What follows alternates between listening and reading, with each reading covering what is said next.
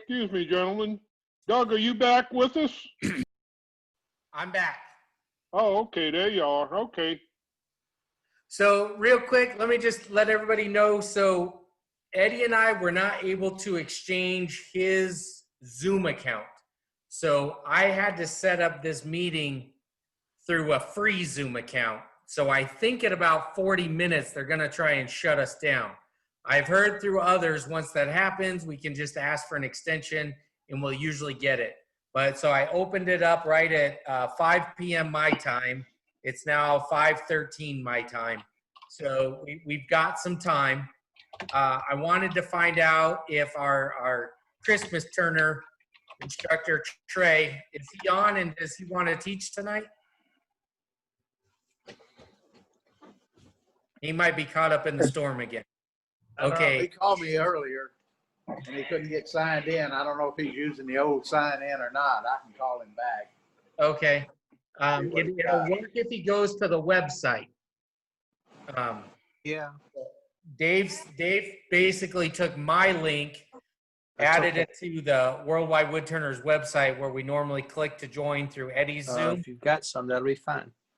And then that's how I had to get on.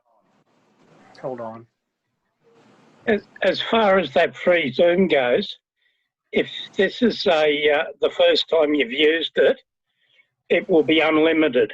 yeah, it's not though. It's not my first meeting, so. Right, well, if you sign back in with the same code, as soon as you're dropped out, you can continue. We do it with our radio group, and we do it 3 or 4 times running.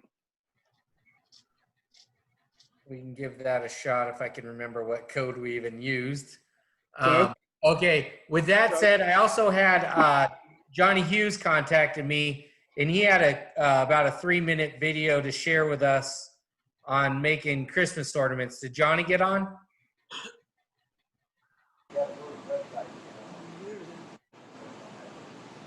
There you are, Johnny. I see you. Doug, if you need it, I've got a paid account here, and you're welcome to use that one. I can set up a meeting if you like. How would we get the password out to everybody? I guess you can just and send you the put it in link. the chat. Yeah, either that or you can post it on the website, whichever. Yeah, if you want to set one up real quick and throw the password in the chat, or not the password, but the ID code, and then if you click on password not necessary or whatever that box is, it makes it easier for everyone to get in. Okay, I just called Trace to let him know. And Johnny, I've got you spotlighted. I think everybody's looking at you right now. Okay, because I can't see anything, but let me see if I can share content here. We hear you typing. You gotta co-host me so I can share the content.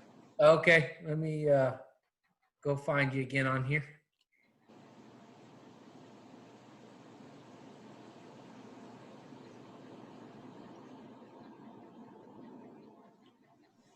For some reason, I can't see anything. Johnny, you're spotlighted. Hey, Doug. Yeah. Hey, if everybody goes to view in the top right corner, you can click that in his speaker and it'll put him full screen on our screen. We can do it on our own computers as well. Okay. Top right, it should say view. Click it. It'll have gallery or speaker. And if you put speaker, it'll spotlight the guy that's actually talking at the time. Or who's spotlighted. I also see that Trey appears to be in the room now. Yeah, I just called him.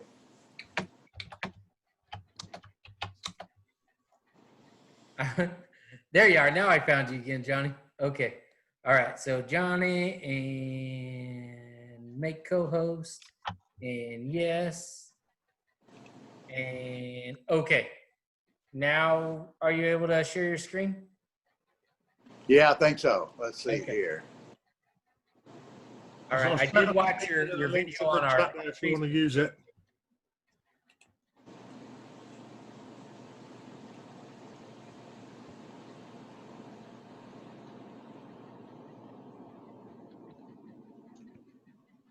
Looks Well, like let's it's starting see. to work. Okay, let's go over here.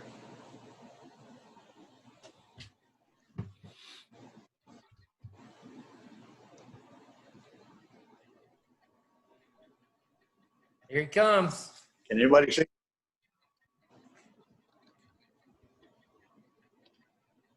Yeah, I'm just turning a little Christmas ornament there.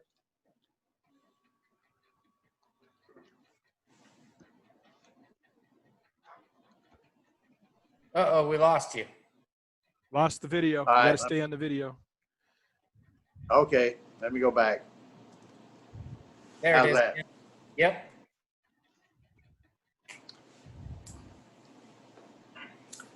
I had somebody send me a short video, want to know if I can make Christmas trees there. So that's what this is.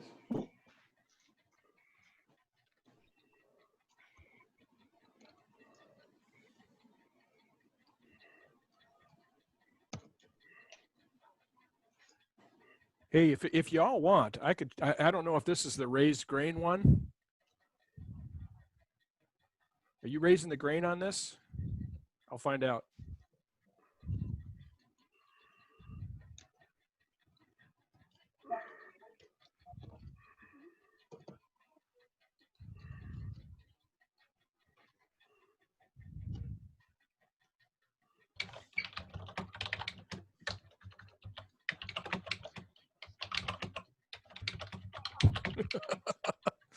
We can hear you typing, Doug. That's not me typing. All right.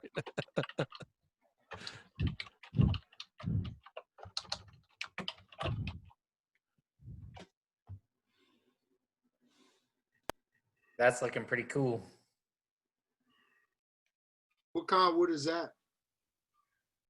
That's pine, 2x4s from Lowe's. Actually come out of my bin with my firewood there.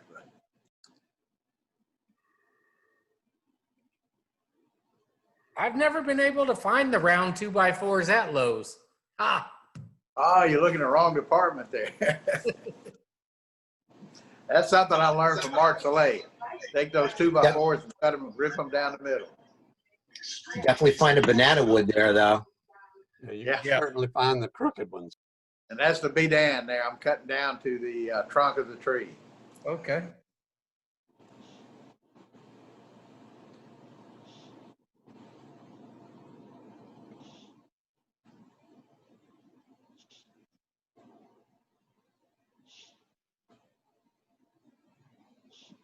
Has anyone made a bidan for another tool? Say that again? Has anyone made a bidan from another tool? No, I haven't. I watched a guy make one from a square piece of steel. Made a little one and put a handle on it. Yeah, most of them are the ones you buy anyways. They're not square though. No, they've got tapered edges, haven't they? Very nice, Johnny. Well, thank you. Just a little quick one there, but that's what it was. So, That's cool. all righty. Well, thank you. Let's get out of here. Go back to Better here. get them shavings off that floor, man. I ain't never seen any on the floor before. Yeah. Okay. Oh, now I can see me there. All right. So, did we say that Trey is now in the room? He should be. Was. Yeah, he's still there. There he is. Trey, yep, there he is. I got him. Trey, I'm making you a co-host right now. Yes. All right, Trey, were you going to teach us some more tonight?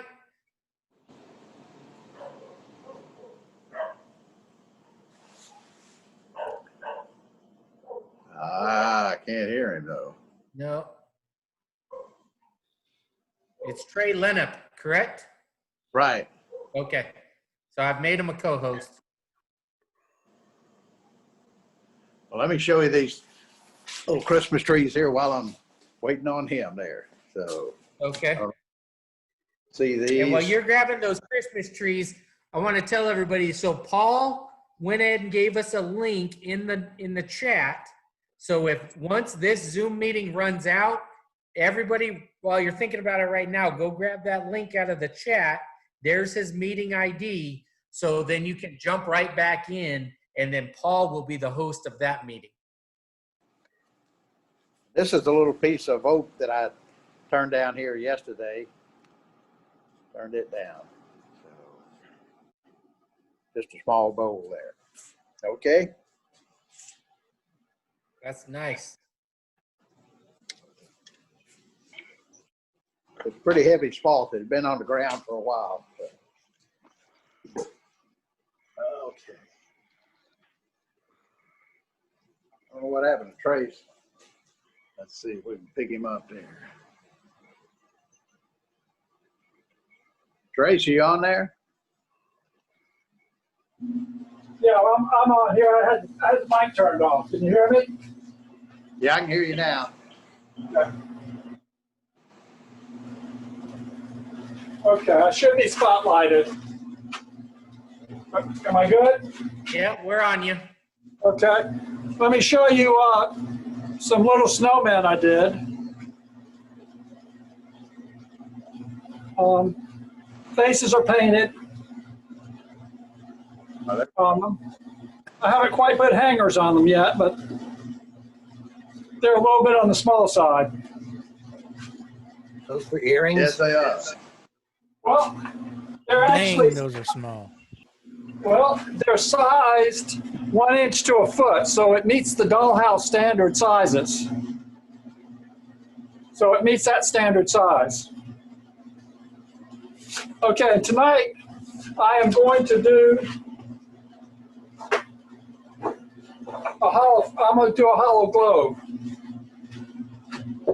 Let me zoom out so we can see what's going on. And I'm going to start out, I'm going to give you 2-4 on this one. Okay.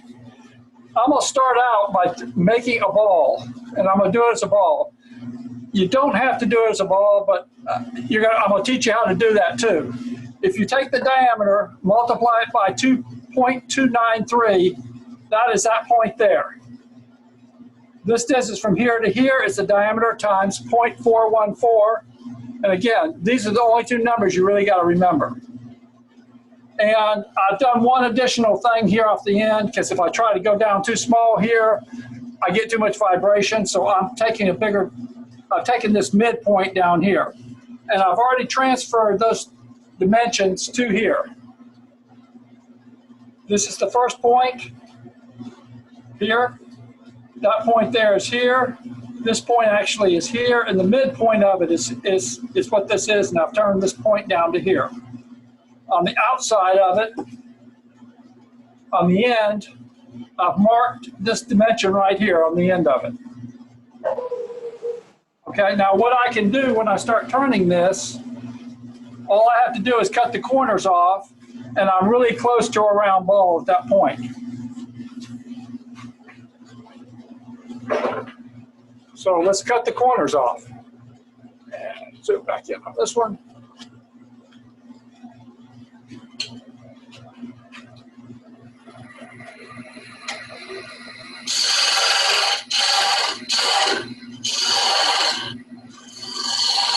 Okay, that's the first corner.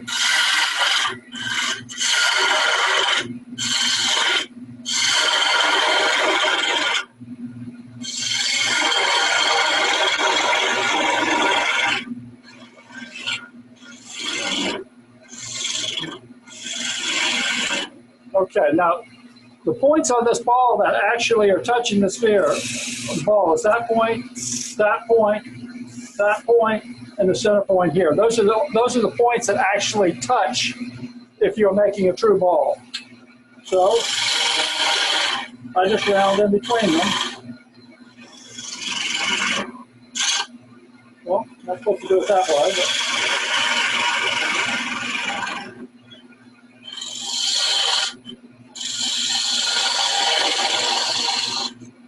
and I'm going to take a little more off because that skate across there.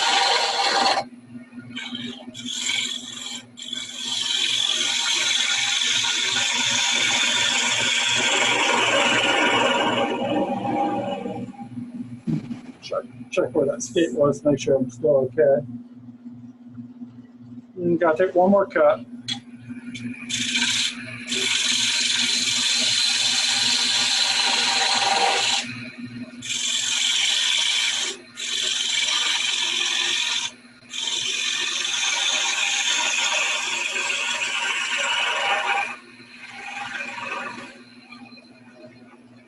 I know I'm not supposed to put my tool in at an angle, but I don't pay attention to it half the time.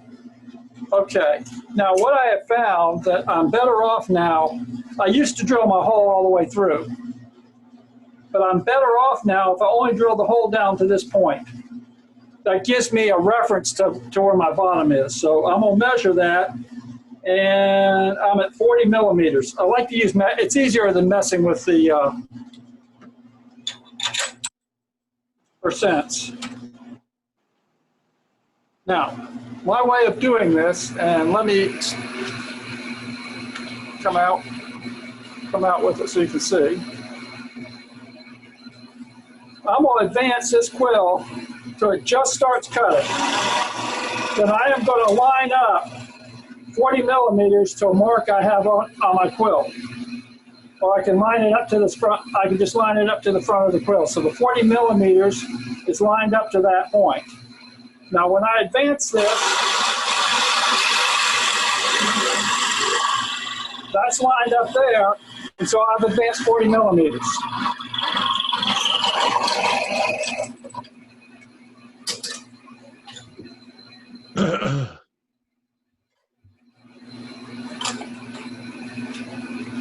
And next step is to hollow this out, and it's the traditional hollowing that everybody's used to on hollowing. It's a traditional hollowing that everybody sees. I've got this hole drilled into it, and then I'm going to do this first little section, the second one, and the third one, and then I'm going to come back with the straight tool and do the same thing coming in and get as far down here as I can. I can feel the bottom, so I know where I can sweep this tool back in here. Then after that, I need a hook tool to get in there. And the two tools I'm going to use, this is a straight tool, and it has a little bitty small tiny carbide on it. I think it's an 8 millimeter carbide. And I'm going to use a hunter cutter that is a hook, has a hook on it. It's the same cutter, but it's hooked over.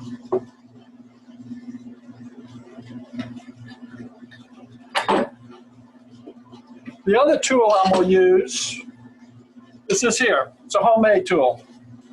It was a piece of aluminum bar hammered down, and I'll show you how to use it. I use it as a scoop out of that, and I can actually use it with the lathe running without having to stop it each time to clean it out.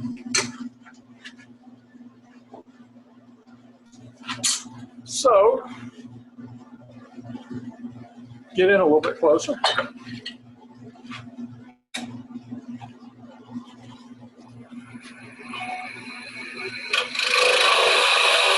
That's number one. That's the second one. Now cleaning it out, all I do is stick this at a slight angle,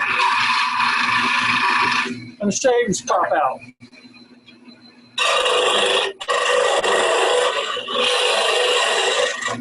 Okay, I found the bottom. So I've got 1, 2, and 3 gone.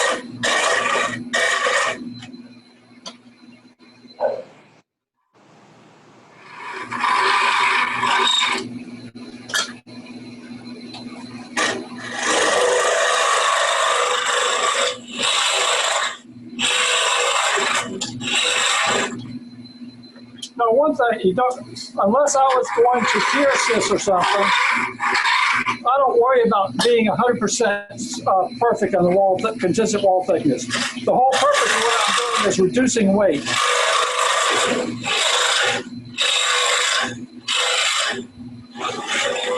Okay, I've got as far down as I can with the straight tool.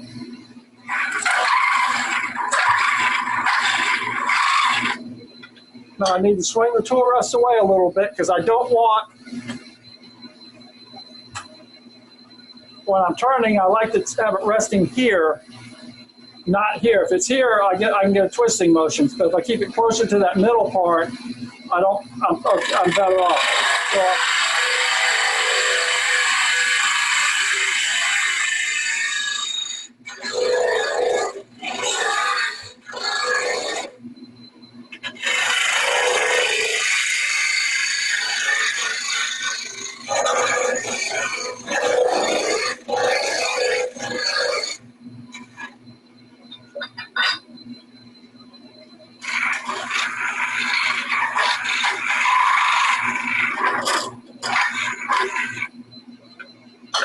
and what I have right now, this end is cut pretty straight.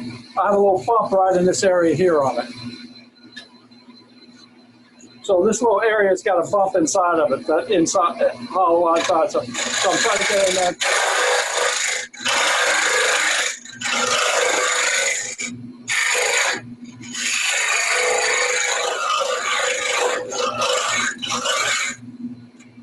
Okay, let's roll it out.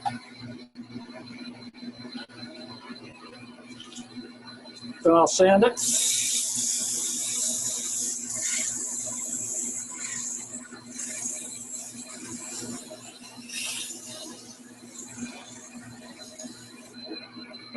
Let me reduce the size on this side over here now.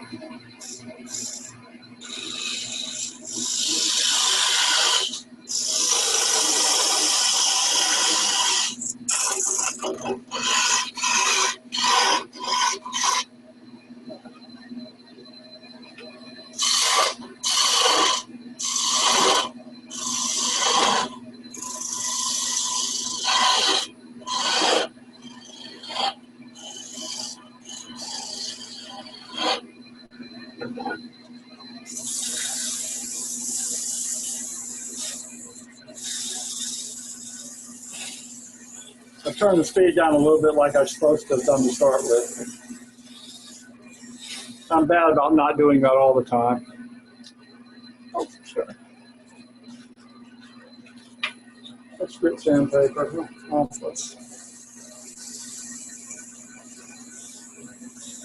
this is 220. So, y'all, I think we have about 4 minutes until this meeting, and the link on our Facebook page in case anybody goes there to look for it and didn't grab it out of the chat in time. Yeah. Again, that's going to take a little bit of some computer skills to understand what we were doing and whatever. So we probably won't get everybody over here, but we made our best effort. Yep. I got in by going back to the WW site. Saw your sign for joining part 2, so it got me in. I'm not very computer savvy, so I'm lucky I get in. Thanks, Doug. Oh, that would have been Dave must have set that up because I definitely ain't smart enough. Absolutely. That's where I got in too. Thanks to whoever did it. Yeah.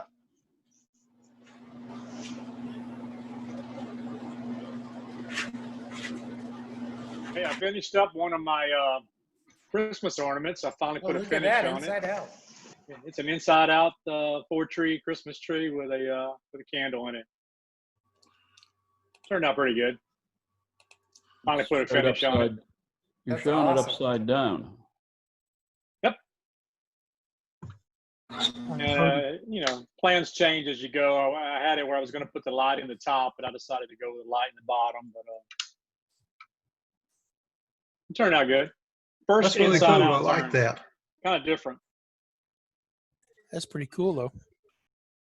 If you all ever make your way out to Arizona, one of our big tourist traps here is Sedona. And there's a Christmas store up there that's open year round, and they have a Christmas tree hanging from the ceiling upside down, and that's how they decorate it. And here, Your ornament just made me think of that store. But it's only upside down on the hollow. If you look at the corners, it's not upside down. That's right. It's a matter of perspective. They call that Frankenmuth here in Michigan, the year-round Christmas store. Don't they? Oh, Mike? yeah? Mm.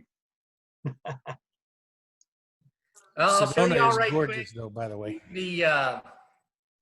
This is the Oh, I saw that. piece I'd been working on, and Doug was like, that resin ain't gonna work, and Doug Moore was right.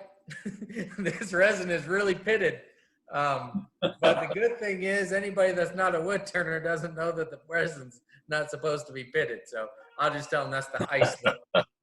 Very true, Doug. Very true. You just made Part of blue the foam, design. that's all.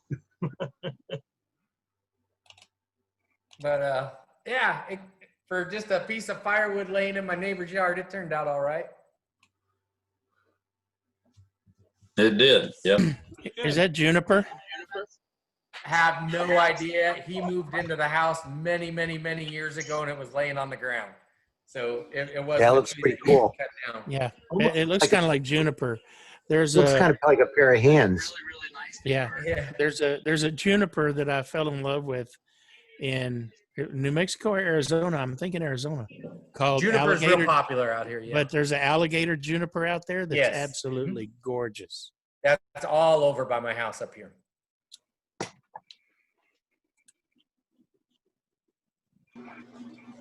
Yeah, those Christmas tree stores, I used to be able to get some different birds and stuff, little smaller birds. When I was doing carving and stuff, it kind of gave you some little things to look at. But, you know, if you sometimes do like little bird houses, they have a lot of little tiny stuff at some of those stores. They pick up cheap instead of trying to make it, or even give you a model of something to make. Yeah. You know?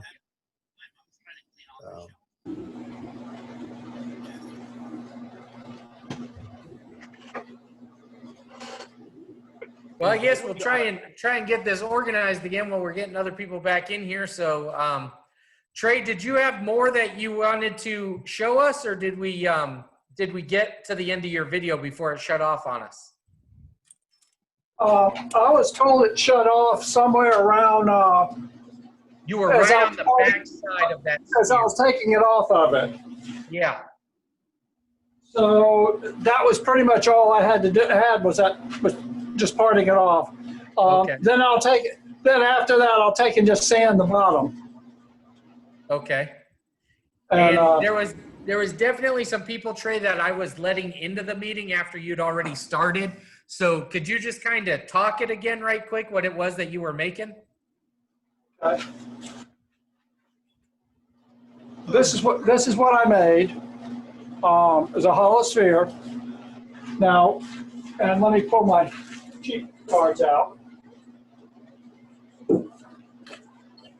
I turned it as a part that quite a few people missed this part. They weren't in the meeting yet. Yeah. If you want to turn around ball, these are magic numbers on here. That's a ball. That's the square that you're starting with. And when you're turning, the lathe turns this direction round. But that point right there is 0.293 times whatever the diameter is. And the diameter of the one I started with was 52 millimeters, so it was going to be 15.2 millimeters. From that point to that point is 0.414 times the diameter. And in my case, times 52 is going to give me 21.2. And then that one's the same. That is marked off at this point here. I have these points marked. And I also picked the midpoint here. Instead of coming all the way down here, if I'm holding and chucking on this end, if I go all the way down here, I got too small a tendon and get a lot of vibration. So this was just to maintain mass.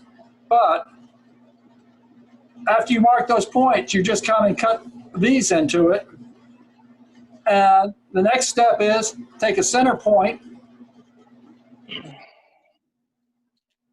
You take that center point was already there, but that's a center point, and that's a center point, are points that touch the circle, and you just cut those things, and now you have basically a perfect sphere or a perfect ball. After you've done that, you'll take, if all you're doing is a ball, you take it, rotate the axis, and then turn the opposite directions. But this is what I did to start with.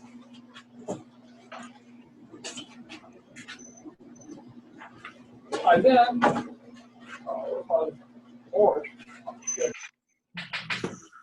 after that, I took a drill and drilled into that point right there and started hollowing. Taking the hollowing tool, coming in here, cleaning that out, and working my way down this way until I could get as far down and far over with this tool. The next one I did was moving in here and swinging this over here to be able to clean this up. And I have a little bump here, and I went in and cleaned that bump up afterwards. The other tool I was using was this one here. It was nothing more than a piece of aluminum scoop. And if you hold it at a slight angle, it sort of feeds the shavings out of the sphere, and you don't have to turn it off all the time and blow it out. Then I cleaned this area up here, cut this here, and then separate it off. Now this side here, I would just hand sand it. The only other trick that I showed that I consider is a neat trick is that if I want to advance my quill or a drill bit a precise distance, let's say 30. I line that 30 up, or that 3 up, with a point on the quill.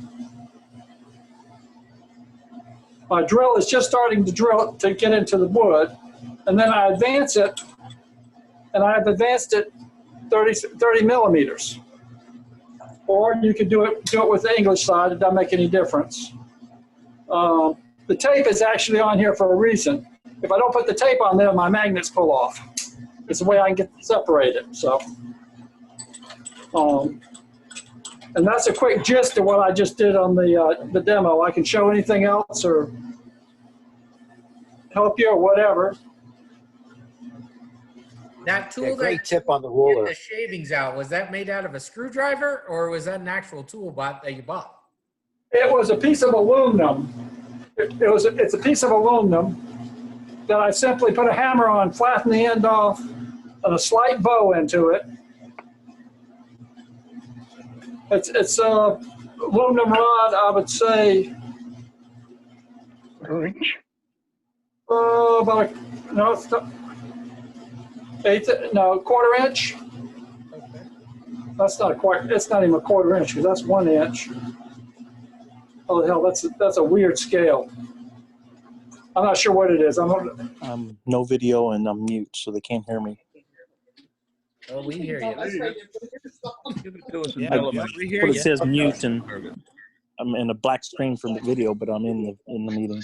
It's a 3 Dallas, we hear you. It's a 3/32 inch aluminum rod that I simply pounded the end out and pounded it. That's pretty Yep. slick, Trey. Yeah. And it works good for small stuff, and you hold it at a slight angle, and as the wood's coming around, it catches it and feeds it out. Do it his next day off, but I got them all order off. Questions or?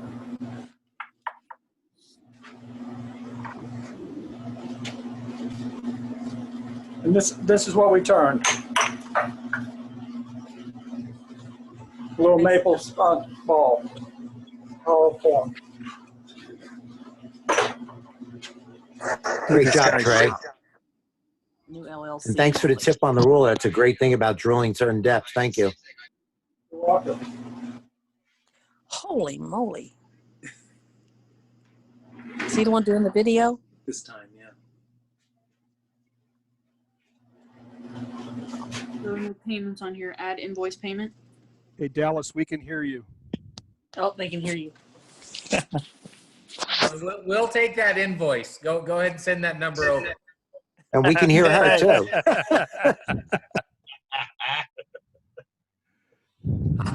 I just need your social security It's just number. my wife and in the this big background. thing. We'll be fine.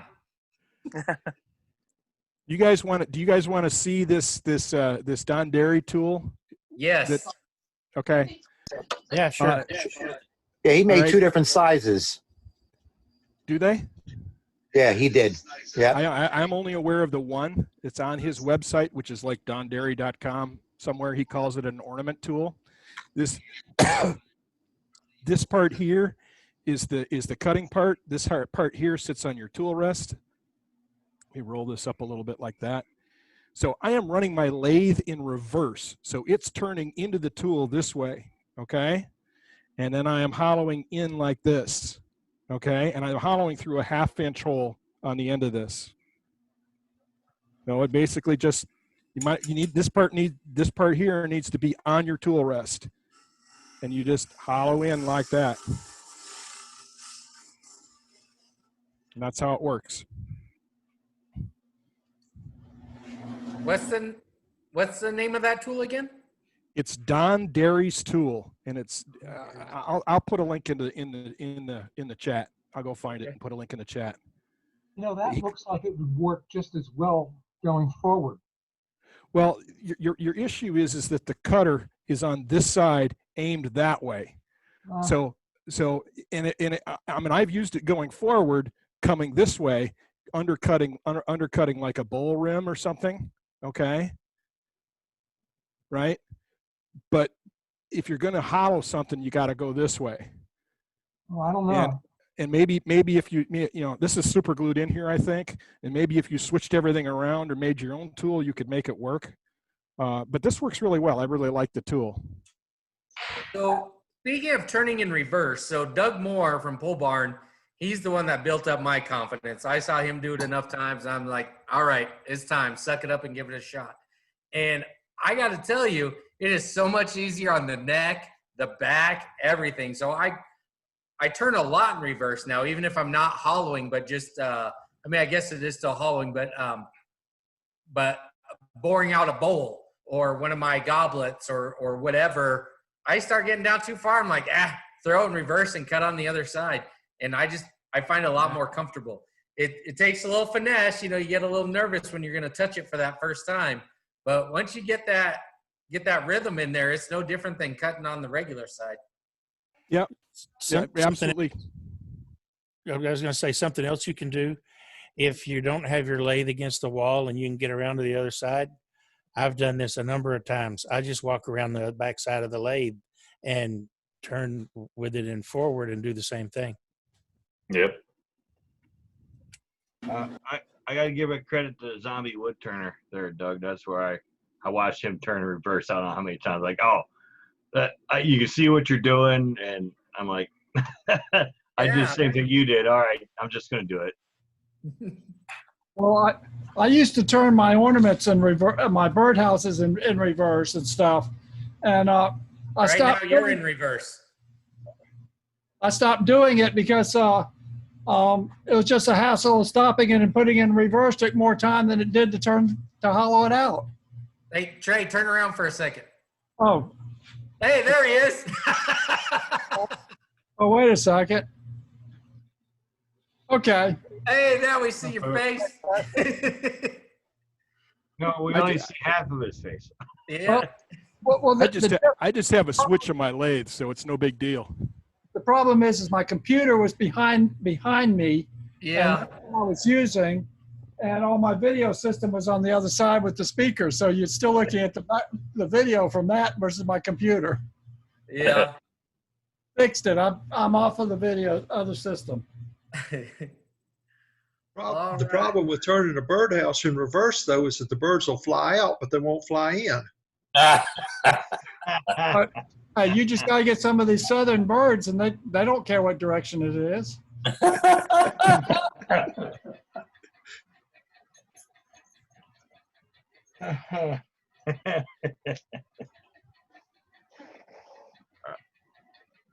I got nothing. Can't beat the first liar. Do you lock your chuck on there when you're turning in reverse with set screws? Yeah, always. I do anyway. I lock my chuck when I turn forward because sometimes it'll back out a little bit and you get vibration from it. Because I got that brake, I got a Nova Galaxy, I got that brake on there. I had it come off the worm screw. Just unscrew off the worm screw when the brake hit. Just unscrewed the whole bowl right off the worm screw.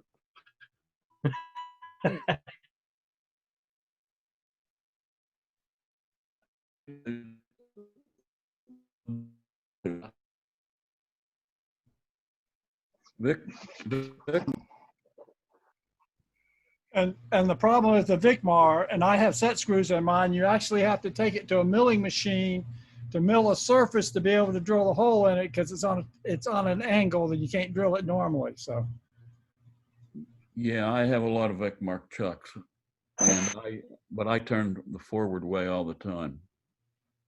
but I've also put set screws in all my Vicmar chucks, but I had to take it to a milling machine and have a flat milled into it so you could drill the hole because it's at an angle where it mates up to the chuck. Yeah, that's right. That's why I didn't bother with mine. It was nice to have a friend with a milling machine. All we all need is just more time and money. Hey, so I got a question for y'all on my next project that I'm gonna, well, I don't know if it'll be my next project, but a project I'll be taking on soon. So I was at the thrift store today looking for odds and ends and what have you. Found me a toolbox for $12. But what I did find was this glass lid. It went to something, who knows what, but all of what was there was the glass lid for $3. But it has a perfect tenon on it. So I'm fixing to turn me some sort of a bowl and drop that down on there. Has anybody ever tried to combine glass and wood? My fear is that it'll fit when I make it, but how long is that wood gonna last before it changes on me? And then that glass gets bubbly. Kim did it, but she's not here. Yeah, I have. I have. You can get you can get dollar store wine glasses, cut off the stem and make a wood stem for them. So basically, what I use is to cut it was my Dremel and a diamond bit, a diamond wheel to cut it. So I haven't used a tenon like what you're doing. God knows what will happen if you try that, but you're just going to use it like the lid, right, Doug? Yeah, it's going to be a lid, so I'll just set it. So I just need to make the opening in the hole to fit that tenon, which I know that's not difficult to do. We can all probably do that in our sleep. I'm just curious how long that wood's going to last before it moves on me, and then the. I use glass quite a lot, Doug, with mine, and just don't make it too tight a fit. Otherwise, if you would move, it'll crack your glass. Okay, Right. so make it so there's a little wobble. Yeah. Taper yeah, it. I put a taper I've used to it. glass cheese domes and wooden platters and stuff before. I just make sure that I leave a little bit of, like Emma said, a little bit of slack, and yeah, it's not a tight fit, but you don't really want it. But didn't Mark Soleil say that they should be the wood should be curved, angled slightly, in order to avoid that problem? I didn't hear that, but I can give it a shot. Tapered it. I don't remember hearing that tapered. either, but it could work.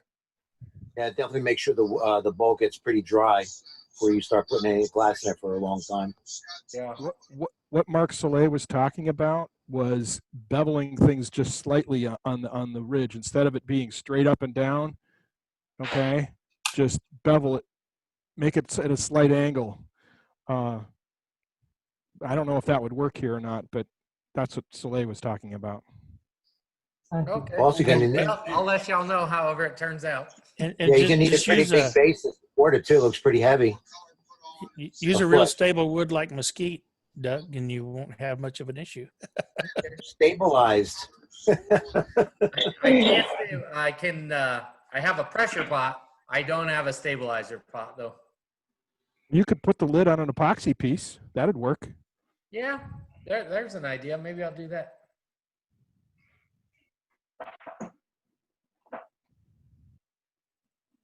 glass lids on a glass jar usually don't fit tight.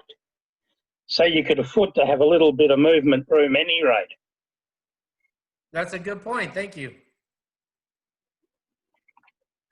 So how are things down there in Australia? What you got from Australia to show us?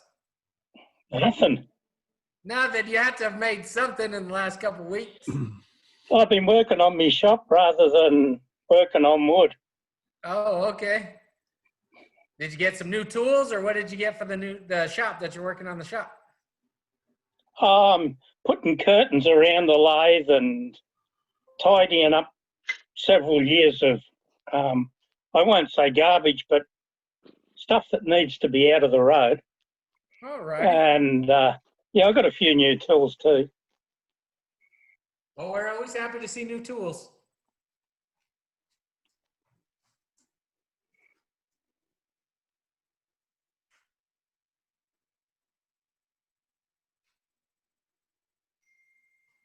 I just got a new 2550 drum sander and I'm in love.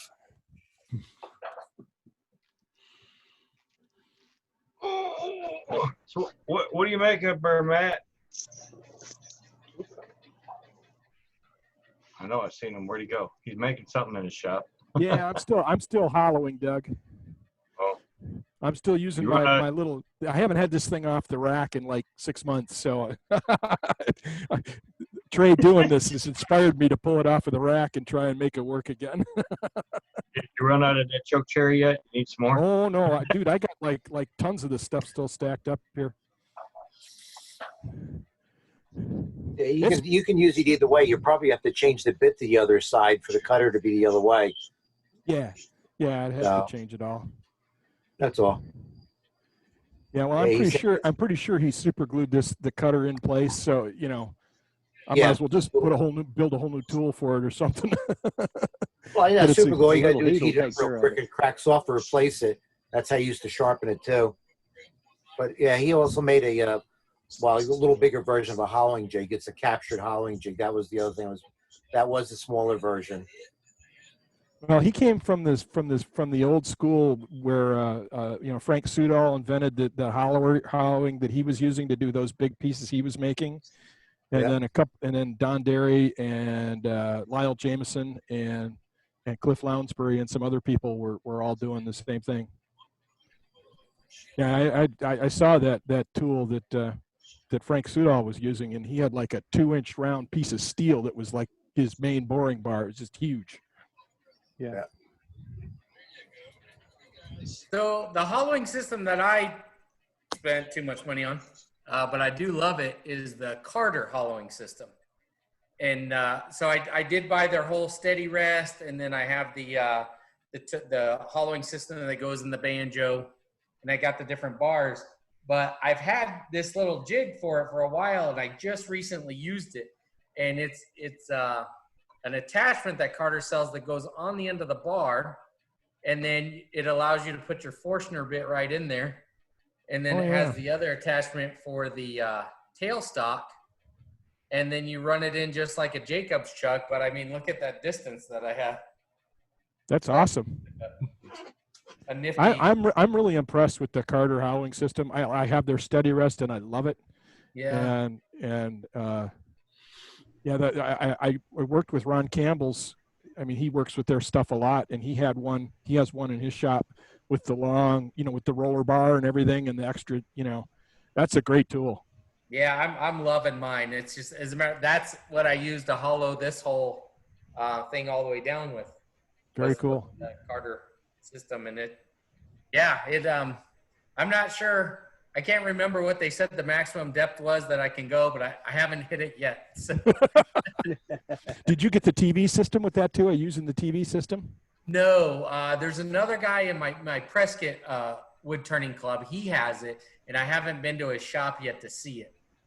He came over to my house when he first joined the club so I could give him some wood, and he saw mine. He's like, oh, you need to come to my shop, and I can show you how I hooked it all up. And, it sounds amazing, but I don't have it, and I haven't got to use it yet. Yeah, it's on my list too. I'm still using a laser. Yeah. Very cool. Yeah, there's a couple ways of doing that same kind of thing, but it's interesting. Yeah, it almost seems like the surgeons, you know, where they're inside the body but watching the TV screen doing their thing, and I guess we're just doing the same thing on some wood. Yeah, I do I've have got an a question endoscope. for Matt. Yes, sir. Matt, how is that spar attached? The steady part of that tool, how is that attached to the rod? It's got, I don't know if y'all can see me, but it's got a sort of an attachment on it that's got a scrub screw in it. Why don't you unscrew it and spin that around? It'll work the other way, won't it? No, because the cutter is super glued in one way. But The cutter's got to go this way. You'd have to hold the handle upside down. Yeah, I understand, but the cutter would then be the wrong way, okay? Because I can't move the cutter because it's super glued in place into the You metal. know that super glue will release it with just a little bit of heat. Yeah, I know. Take you 5 minutes to be done. It works. I don't want to mess with it. If it ain't broke, don't fix it. It's not broken. Don't fix it. That's exactly right. If I had two of them, if one of you guys wanted to buy me another one, I'd do it.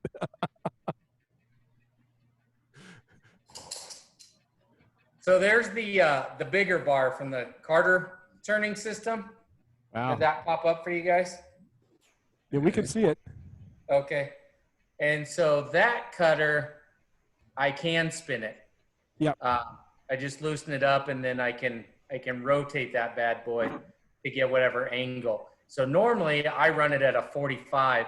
I have it straight on, and it was because I was trying to finish off the bottom. And if you go on to I think I put it on our Facebook page, you can look on there where I didn't have the turning system in the banjo set at the exact height that it needed to be. So I wound up getting a little nub in the bottom, and I was just too frustrated at that point. So the guy's getting it with a little nub in the bottom. Character. Yeah. The thing to use to get those nubs off with is to switch it for the little pear-shaped cutter. Mm-hmm. And that really helps smooth out those nubs. But you got to be delicate. Right. Are you using the AZ carbide little hogger in the end of that? I do not have a carbide cutter in it. This is actually the cutter that it comes with. I did just recently purchase one of their more advanced cutters, so I'll try it and see if it makes a difference. I can't really see. Is that a straight piece of metal? It is. Yeah. All right. I have a straight piece of metal I had a straight piece of metal in my own hollowing system, and I switched to AZ Carbide's, what he calls the little hogger. It's about the same size, but it's an actual cutter. It's a carbide, cutter, and it's set at a 45-degree angle into the end of the tool, and it's got, it's like the Hunter cutters. It's got a little lip in it. You know what I mean? Okay. And I love the thing. I won't go back to those carbide cutters, the straight up pieces of metal, ever again unless I have to, because they're wonderful. Yeah. It actually cuts. It's not, scraping inside there. So you get a real smooth cut, and it's almost, you almost don't have to go through it with the pear cutter and clean it up at all. Okay. So I highly recommend those, man. Those are great. And it because it's cutting instead of abrading, scraping, it really it makes the turning inside so much smoother, the hollowing so much smoother, because you're cutting, you're not, there's all that vibration with the straight metal cutter, the square piece of steel that's been sharpened. And using that carbide cutter inside there, it's already at a 45-degree angle, and it just makes it so much smoother. Yeah, I got one from All I've tried from them is their straight cutter, and then I also have the round cutter. Gotcha. Those are the only two that I've played with so far from Carter. I got one from Ron also, Matt, but I haven't tried it in my Jameson. I got it for my Jameson. Yeah, the hollowing system I have is very similar to the Jameson. Both Jameson's hollower and the guy who made mine learned from Frank Sudol, so they're almost identical, and it works great in my hollowing system. Matter of fact, I think I ordered a part from Lyle to make it work. Yeah. When Ron was down here last year at Wendy's, I got one from him, but I hadn't tried it yet. And Cool. So that's confidence in trying that. Yeah, and if you got any questions, give me a call, man. Yeah, I will. I got Okay. You do. Yeah. Well, you know, since you and I are on, for the rest of y'all, me and Matt and Chris Parker got together a couple of weeks ago. Well, and some other guys, we had a one-on-one session. And we was messing around with the spiraling tool. Yeah, that's what you did. Yeah. Well, this is the practice piece that I started with. Oh, we ain't got me. Am I on You're screen? Yeah, we can see you. Okay. And so, I know you can't really tell all the stuff's on the back. There you go. There we go. Oh, yeah. And so I was trying to do the dyeing and the coloring, and it didn't work out so good for me. It was really dyeing the wood as well as getting into the pores, and I felt like it needed a top on it. Doggone it. I got to go the opposite direction here.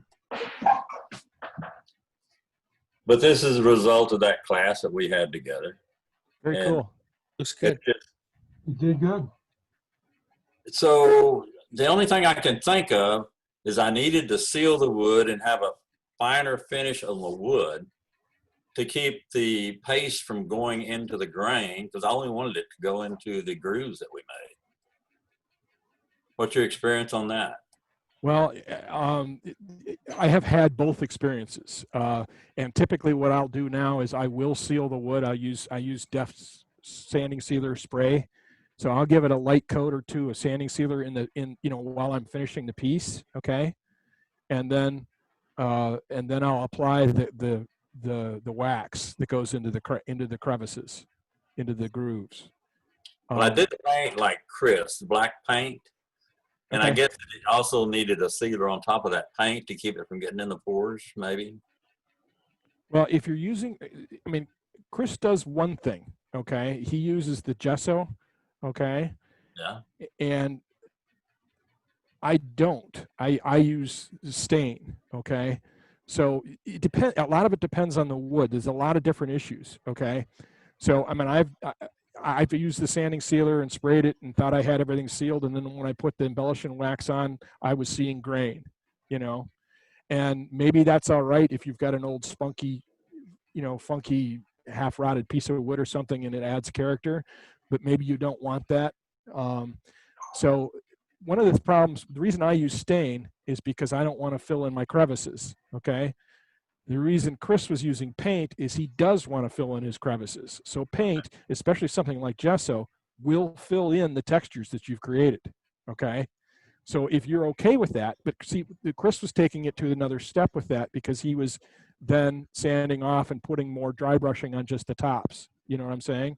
Or gilding paste, gilding cream. So there was a lot of different things going on there. So you're right. You do have to consider the wood. If you've got an open grain wood, if it's ash or oak or something like that, even if you paint it or even if you seal it, you're still going to have that open grain, and those open pores are going to take in the embellishing wax. Yeah, and I've seen Jeff do his work. He was down here also. I didn't get to get in on his class, and he uses the dyes, the stain. He does. And, I had the same problem on the dyes, but I didn't seal it. And I was just experimenting on some other pieces, but I'm looking forward. I'm getting there. The dyes and the stains will behave the same way, okay? They will color the wood without filling in the textures or the pores.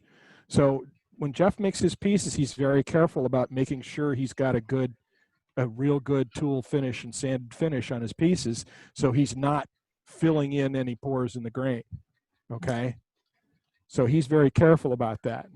I mean, I think he probably has some videos up there that you can probably watch him do that on. I have his video. Okay. It's been a while since I've watched it. But So you had that one piece, that saucer, that platter you did. Yeah. That was dyed, right? Yeah, this is dye. This one here is dye. Okay. Yeah. If y'all can see that, it's dye, black dye. That's the chestnut spirit stain. It's an alcohol-based stain. And then I put the, let me switch cameras. Then I put the black, the blue embellishing wax. So the black color on the outside here is the spirit stain. And then I put the blue embellishing wax inside the cracks. Okay. And then on the outside here, I put that the gilding cream, the silver gilding cream. Okay. Okay. So that's how I did this, is using the black stain. And then, of course, I put it back on the lathe and turned it off a bit and so on. Okay. Yeah. And then I added some of the textures back here without filling them at all. Right. So you're going to get, if you've got closed grain woods like cherry and maple and other things, are going to be really good for keeping your textures precise. Okay. But the open grain woods like ash and oak and maybe mesquite, I don't know. I don't turn it hardly any mesquite, so I don't know. It's but pretty whatever. Yeah, well, you want, if you're going to be doing the textures and you want it clean, you want to use a wood that's got some really good, consistent closed grain. It doesn't have open pores. So that's how to go about doing it.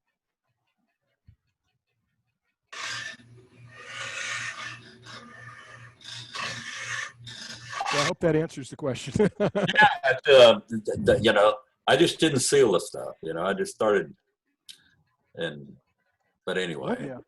Well, one of the things I like about the one of the things I like about the sanding sealer, and again, that's something you've got to be careful with. I mean, I'm sealing before I put the textures in. Okay. Yeah. Because I want the textures I put in, I want those to be precise, and I want them to be filled with whatever I put in there. I don't want to fill up the textures with something like sanding sealer or a paint. Okay. And Chris's perspective is different. He was literally painting over with gesso, and as anybody who's ever used that, gesso is a thick paint. Okay, so he was filling in his crevices because that's the effect he was looking for, because he was going to do the dry brushing on top. Okay, so the best I can tell you, Joaquin, is to keep playing with it. That's my problem. Two different teachers with their different. Yeah. Okay, it's good. Thank you. I appreciate it. Yep.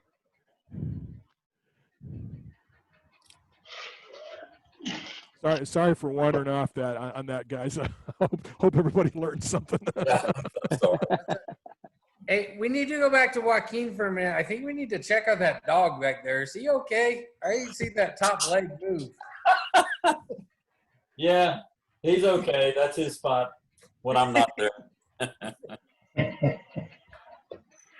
Usually he's on his back. So. One too many beers. You're from Texas. That's tequila, right? Oh, there he goes. He's stretching now. Little firewater. He heard beer and he woke up. Doug, last week we were talking about making pens, and you said to send them to you, and you had the outlet for them, but I was unable to find an address for you. Okay, sure. I can give it to y'all right now, and I'll put it back in the chat again. The address is currently on the website, by the way. I thought I just mentioned that. There's a button that says Think Freedom Pens, and then there's a button to the right of it, and if you click it, it goes to a page with that address.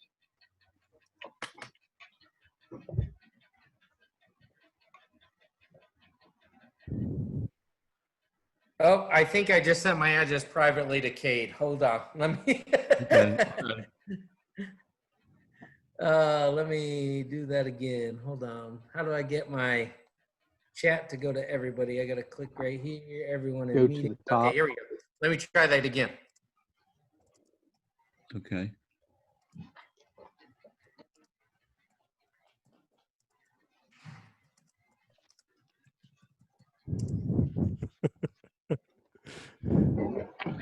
Here we go. There's my address. What time are we supposed to be there? Dinner is just about ready.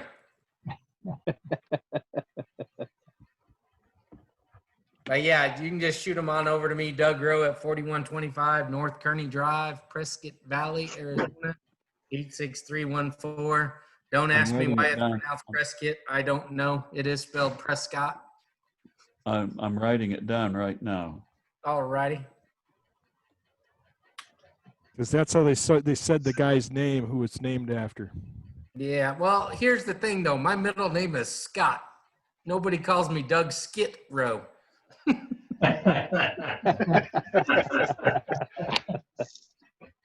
So when I first moved here, I kept saying Prescott, and I got tired of the locals correcting me all the time. And now I just say Prescott like everyone else.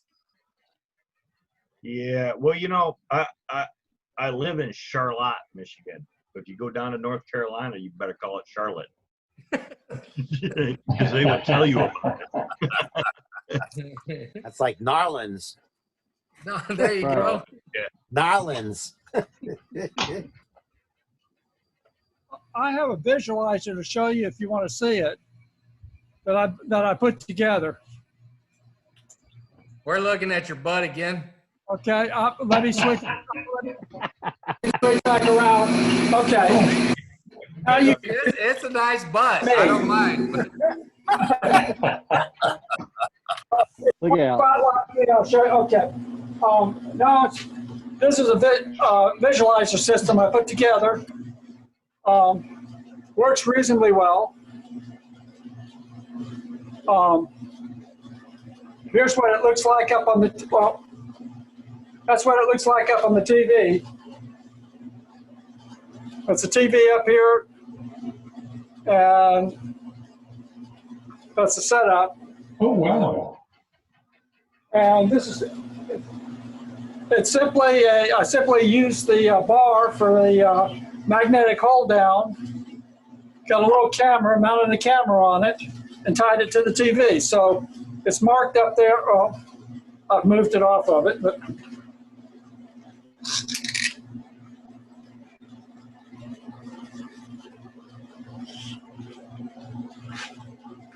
So when I go inside of something, I can see the cutter and follow the cutter inside of it. The idea you draw a pattern on the TV so you can see what you're doing? Well, what you draw on the TV is you draw the cutter. Ah. Okay, that's the cutter. That's the bar. And I should come out and put a ruler down because it's not to scale. That's the area that's going to cut. Now, when I go inside of a vessel, I still see the markings up on the TV. Right. So that allows me to know exactly where I'm cutting because I'm cutting it. There you go. This is really, this is very inexpensive to make. But if you have a laser thing, a magnet, all you need is a mount for a camera, and the cameras you can buy for 25 bucks or so, and off of Amazon, and a power supply and the cable, and that's it, plugged into a TV. Is that a backup camera? Is that a backup camera, Trey? Is that what that is? No, it is not a backup camera. The problem with backup cameras is sometimes they reverse the image and it'll give you a backwards image on it. Can you post the links to that camera? Yeah, I can do that. Let me switch back around to the other video. So.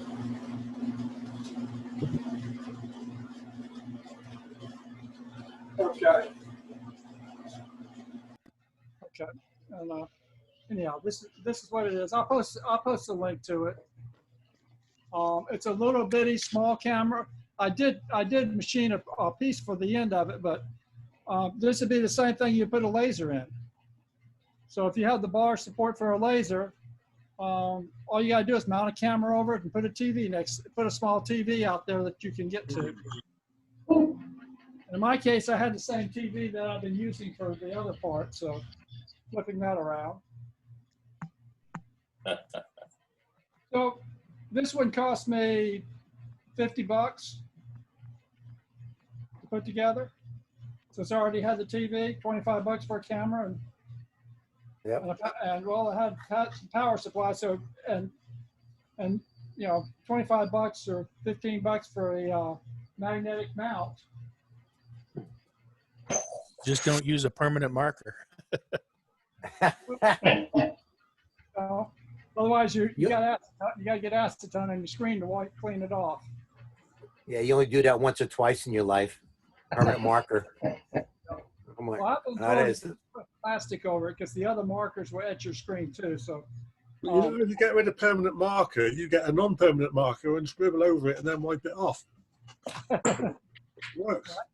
That actually, I can't even tell you how many times I've used that trick at work before when somebody uses a Sharpie on my whiteboard. Yep. Yep. Yeah. Or on the overhead projector screen. Oh yeah. Yep. You know it's coming. Trey, I think you get 3 bonus points for tips tonight. Yeah, after what Trey just showed us and what he made, every time I listen to George Jones's high-tech redneck, I'm gonna picture Trey. Yep. I already had the mount. It cost me 25 bucks for a camera, so that was it. So, for what I already had. So, Looking forward to the link, Trey. I intend to make another mount for it to fit onto my I have a Tret Bosch hollowing system to make a mount that'll fit on there, but I just don't have the arm for that one yet. Okay. That was very cool. Thanks for showing us that, Trey.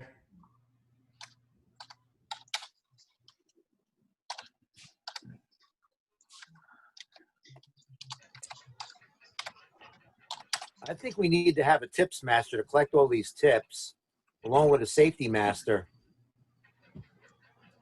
You're not just here a volunteer. Yeah, I thought I heard a while volunteer. back for the safety stuff, but I would be concerned that the safety tip guy and the tech tip guy might conflict. That could happen. Yeah. So we're going to need a disclaimer guy too then.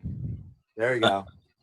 Yeah, I hate to say, but I'm a firm believer of using non-wood turning tools on wood turning could be hazardous to your health, but I know everybody does it. But that's just a disclaimer. Hey, one of my favorite tools is made from a metalworking bit. So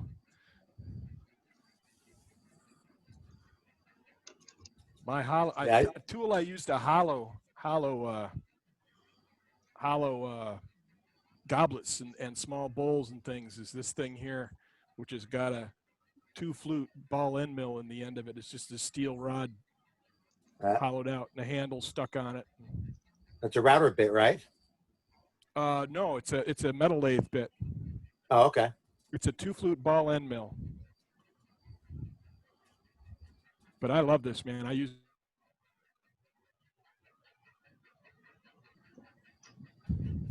Here's my new favorite tool. I love the skew, so I had to buy a Russian lathe knife. I can throw this in a harpoon gun and go shark diving, shark hunting if I really wanted to.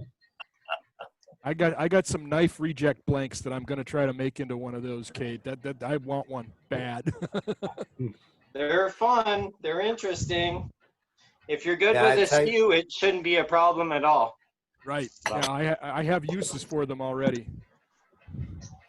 Yeah, I watched the videos from the Russian, what we call him, the Russian turner, and it's just amazing. Definitely a production turner, knows how to do it. But he also talked about he cut his pinky off with it, you know, and then sewed it back on, you know, and you know, so he shows it.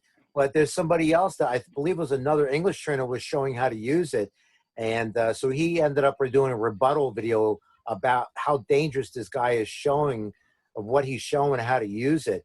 You know, and he was using his pinky and his fingers right against that knife, and any kind of little grab would have just shoved it right into the tool rest. It's scary. But at first I thought, hey, this guy's doing pretty good. And then once I understood what this guy was talking about, I was like, wow, yeah, he's right. But, yeah, the way I see some of them hold it. Sorry, go ahead. Yeah, then also the way he does use the hook tool for hollowing and stuff is unbelievable, this guy. But yeah, you're right about how these guys were, how how they're holding them and stuff, and scary as all hell. Yeah, If they somebody almost starts have their producing fingers that. wrapped around it. So if you get a catch, it shoots it back towards your finger. Yeah, If you somebody definitely have to starts pay attention producing with that, that let one. us know. Pardon? Yeah, I kind of like my fingers. Yeah. Hey, Kate, show us all you with 10 fingers so we know you started out with 10, all right? There's 5. Here's the other 5. I don't hold it like they do between my fingers. So if I get a kick, it goes across my finger. I do an overhand hold. Yeah. Yeah, first place I saw him was out of a video out of the Ukraine from that nesting dolls factory where they're using the same tools. Yeah, The I remember lathe seeing knife- that. Yeah. lathe knife and the hook tool. So Also, we need to think about this though with the fingers, because so my life insurance, the way it's set up, I have what's called traumatic life insurance. So if I lose certain limbs, I can get money. So I'm thinking, Yeah, same with here. the right amount of fingers, that's some new tools right there. It's just, we got to weigh that a little bit. Yeah. That's what a you're saying, you don't 1,500 need that. pound You don't square need foot that shop. left hand pinky. Is that what you're saying, Doug? I'm just Fully saying, how permit. often do I really use it? That's right. You'd be surprised how often you really use it till you hurt it or cut it off. Yeah. Well, I'm lucky. I started out with 11. So I got 10, 9, 8, 7, 6 plus 5 is 11. That's great. Well, Hey, if Doug, all of a your sudden wife- I'm missing a few digits and you see some new tools in my workshop, you'll know I made that. Doug, your wife doesn't know about that policy, does she?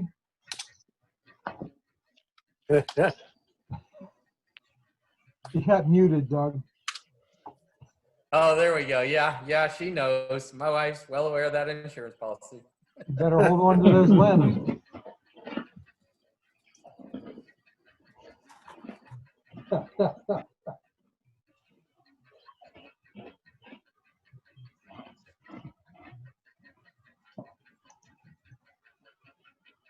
Doug, just as an FYI, I nicked this little finger May 4th. Nicked it right across there with a bandsaw. And I'm still going to occupational therapy. That's the most I can get out of it for a twist. And it has now affected the ring finger. And I have to have an operation on my hand next week to release some of the pressure that's come from all the irritation and whatever. So might not be worth it. Yeah, I see a lot of people grimacing, and yeah, I was cutting a blank on my bandsaw, brand new bandsaw, and I got into a spot where it was quite rough going, and I was having to use more pressure than I should have, and then all of a sudden it came into a soft spot, spun on me real quick, and before I could even think about it, I nicked it right down through, took out the tendon, and nicked some of the bone. Here it is, October. I'm still having to undergo therapy for it, so may not be worth losing the fingers. I'm going to go ahead and take your advice. Yeah. The worst is after they put stuff back together, the scar tissue that builds up just doesn't go away. And I had a buddy that lost usage of his arm, and they put him back to work, and he lost the grip on some, came down and hooked it right through his hand, and he can function, but he deadlifts now. And the judges, the lawyers, everybody said go back, and he must be able to do more for this poor guy. And the docs came back and said we can probably make it worse and better because of the scar tissue. You just can't do anything more for it. It's ridiculous. Yeah, that's what my therapist is doing now. Every week when I go in, they're basically breaking down the arthritis and scar tissue that's in there to give me full mobility. Yeah. That, and the older you get, the longer it takes to heal. Amen.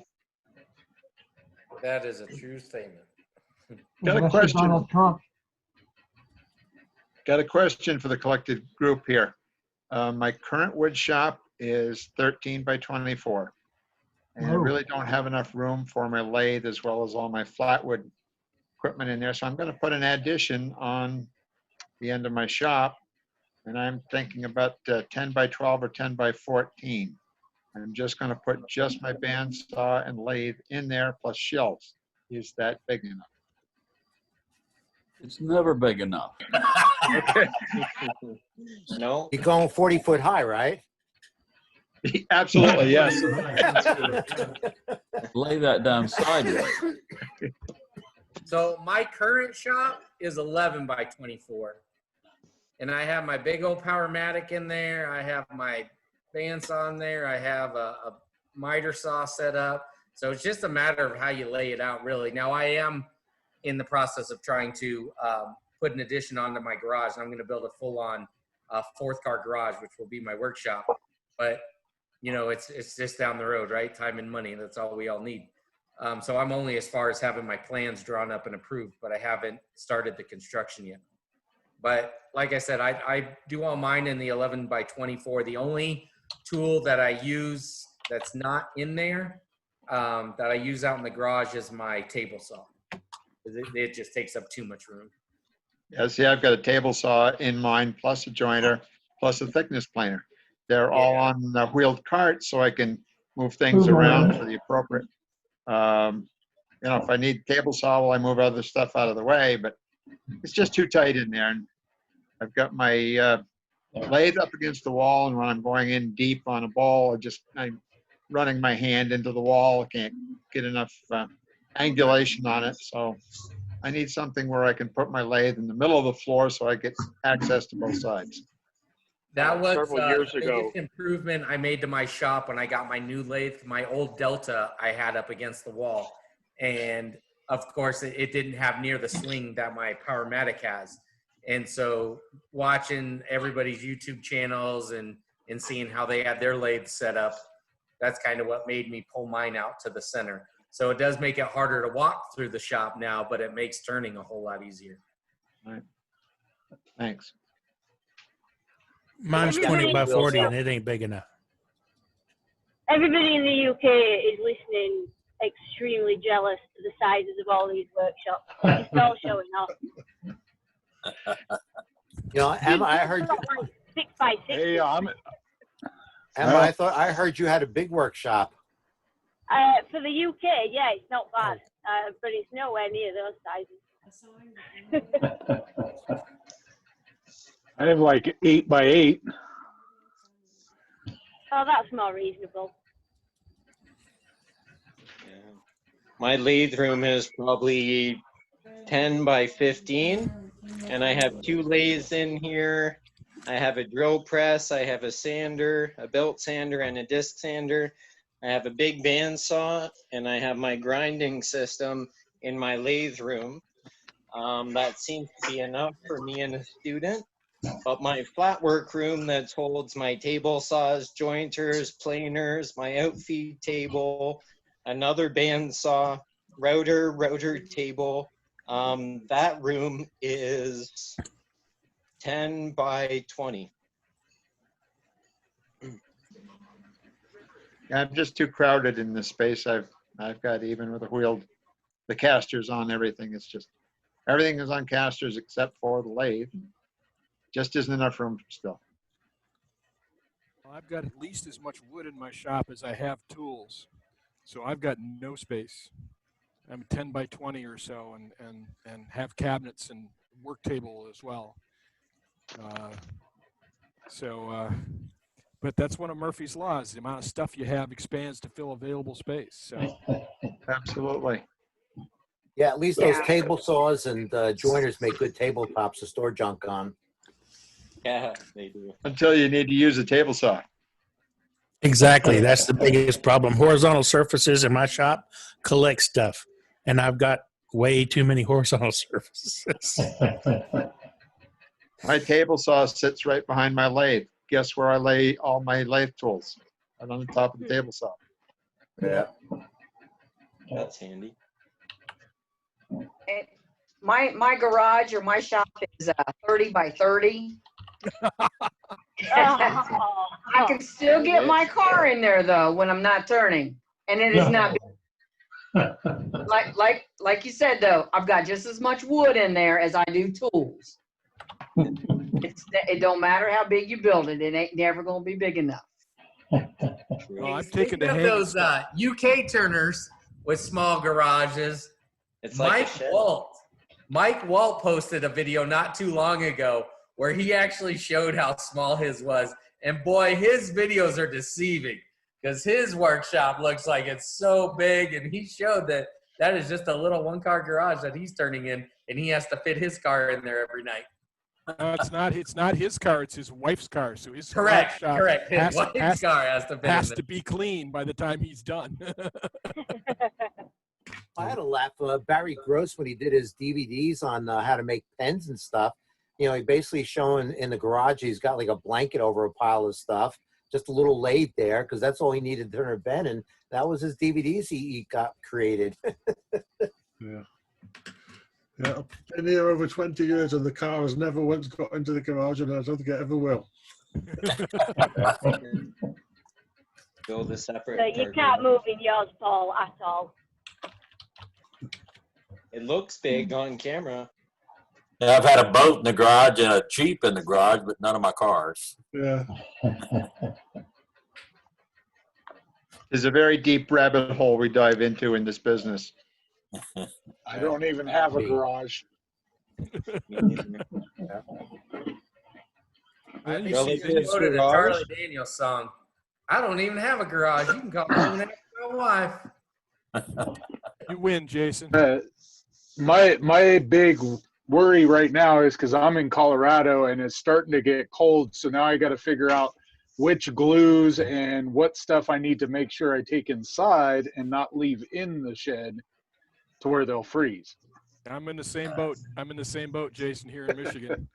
We've already Yep. had freezes, so Yeah, we've had snow once already in September. I saw that. Now we're back to 80 degrees, and who knows, next week it may be snow. Whereabouts in Colorado are you? Monument. Which is that up by Denver? We're north of Colorado Springs. Oh, okay. So Up by the between- Black between- Forest? Do what? By the Black Forest? That's north of Colorado Springs. Yeah, that's northeast. So we're Okay. west up against the mountains. We're Okey-doke. basically north of the Air Force Academy. Okie doke. Yeah, I lived in Colorado Springs for 6 months. I love the like Garden it here, of but the Gods. weather can be crazy. Oh, it's crazy, but then like a couple hours later, it's like beautiful again. Yep. It doesn't last long. It's crazy. No. Hey, Well, and being Jason, in Monument, we're at 7,000 feet, so we sit above Colorado Springs, and Yeah. the weather patterns up here are just crazy. Yep. You should Jason, come I to think- Canada and check out our weather. It can get pretty crazy. Go from above to -20 and then to rain all in the same day. Yeah. Oh, 3/4 yeah. 4 foot of snow overnight. Yeah. Yep. Where are you Been from, there. Cade? Toronto, Ontario, Canada. Just outside of the big city in a smaller suburb. Okay, I'm just a little bit south and way east of you, over in New Hampshire. Oh, yep. Not too far at all. Just a hop over the border and I'm pretty much there. Yep. You get quite a bit snow. or Yes, we quite do. Runoff from our weather. Yeah, we get quite a bit. We get prone to the nor'easters, and here sometimes 3 feet or 4 feet of snow at a time is not unusual. Yeah. You're closer to the East Coast, where East Coast in Canada, like the Maritimes, they get so much snow that sometimes it buries their house or their Exactly. cars. We had one year, people's houses were buried up to the second floor. Everyone's trapped inside, had to tunnel out to get to the garage and get groceries and fire up the snowmobiles and rip off to the supermarket. So for That's a most little of more you extreme all than we who have. live, when your weather patterns start to change, I suppose the first thing you notice is the leaves on the trees changing. Yeah. So Yeah, right now they're all currently changing. yeah, out here in Arizona, when the weather's fixing to change, what we notice is the well, it's the license plates. So Nebraska shows up, Iowa shows up, Michigan. All We the say, snow oh, it comes must be from snowing somewhere else.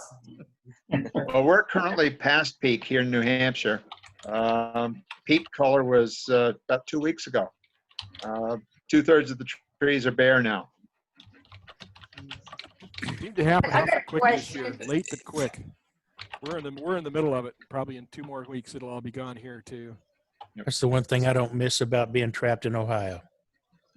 Hey, Brenda, you were trying to say something? Yeah, I want to know, Jason, I guess he says you don't have heat in the garage. What do you do in the wintertime? Do you not turn in the wintertime?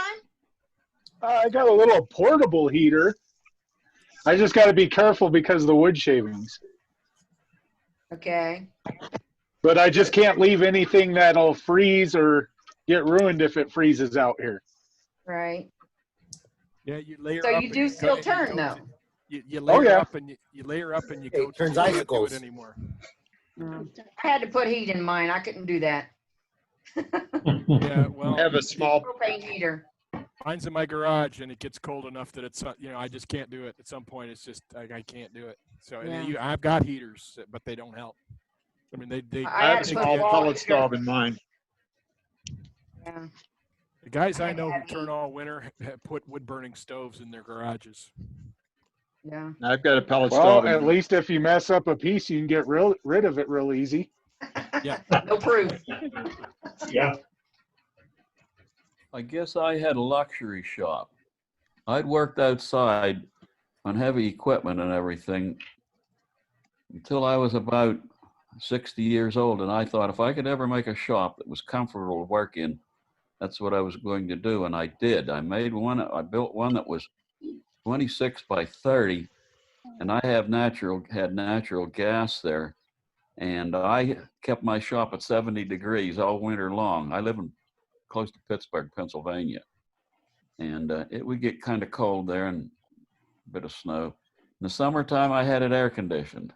So, and I got what I wanted. Now in the process of selling it and I'm in the retirement home. But I guess I had a luxury shop. You did. Yeah. Yeah, I've got a mini I split did in build mine. an addition onto it to store wood in though, and it was 10 by 40. So, and I had a table saw and a jointer in there too. There wasn't much room to walk around, but I had a lot of wood. Here's my air conditioner. Oh. Place I'm in now, the shop in there is about 70, 72 in the wintertime and about the same in the summertime. So, and I'm not paying for it. So it's not very big, but I've got a mini lathe in there and everything and can do a little bit. That's why I was asking the question about turning pens. I'll get into that in a short while here and make some pens for the troops for Christmas or whatever. They'll absolutely love it, guys. I can't even tell you when I give those pens out and stuff, it's just awesome. They really love it. So sure do Yep. appreciate y'all doing that. Yep, I'm going to get into that here in another few days. Yeah, I we just did gave that with away our- all the pins I had turned. So Yeah, we did that for a group. We did 101 night with a bunch of people coming in and out. Mhm. And then the other thing, one of the other clubs in the Virginia club, they were doing the canes for the VA hospital. Oh, the turners are turning the canes, and then the carver group was carving like eagle handles and stuff for them, and personalized carving with for the guys too. The Mhm. sad part is sometimes when they made them, they went to go deliver them and they had passed away. And Oh, my. just it's Yeah. really tough. Yeah. Yep. Doug, let me ask you, is it all branches of the service you pass them out to, or just a particular branch? So the primary branches that I'm able to give to are the Army National Guard and the Air National Guard, because I am full-time. I'm active duty with the Army National Guard, but I work at the Joint Force Headquarters, so I'm tied in directly with the Air. I've got a nephew who just joined the Navy. So when I start getting the pens that are made by people from the Navy, or they ask for them to go to the Navy, I'll be pushing those to my nephew. And then, so the other connection that I've made is just with the various recruiters. So if somebody sends me pens and they tell me, hey, I'm a Marine and I'd like my pens to go to the Marines, I'll go hit up the Marine recruiter and say, make sure you put these in the hands of your Marines. And I let them know, who made them.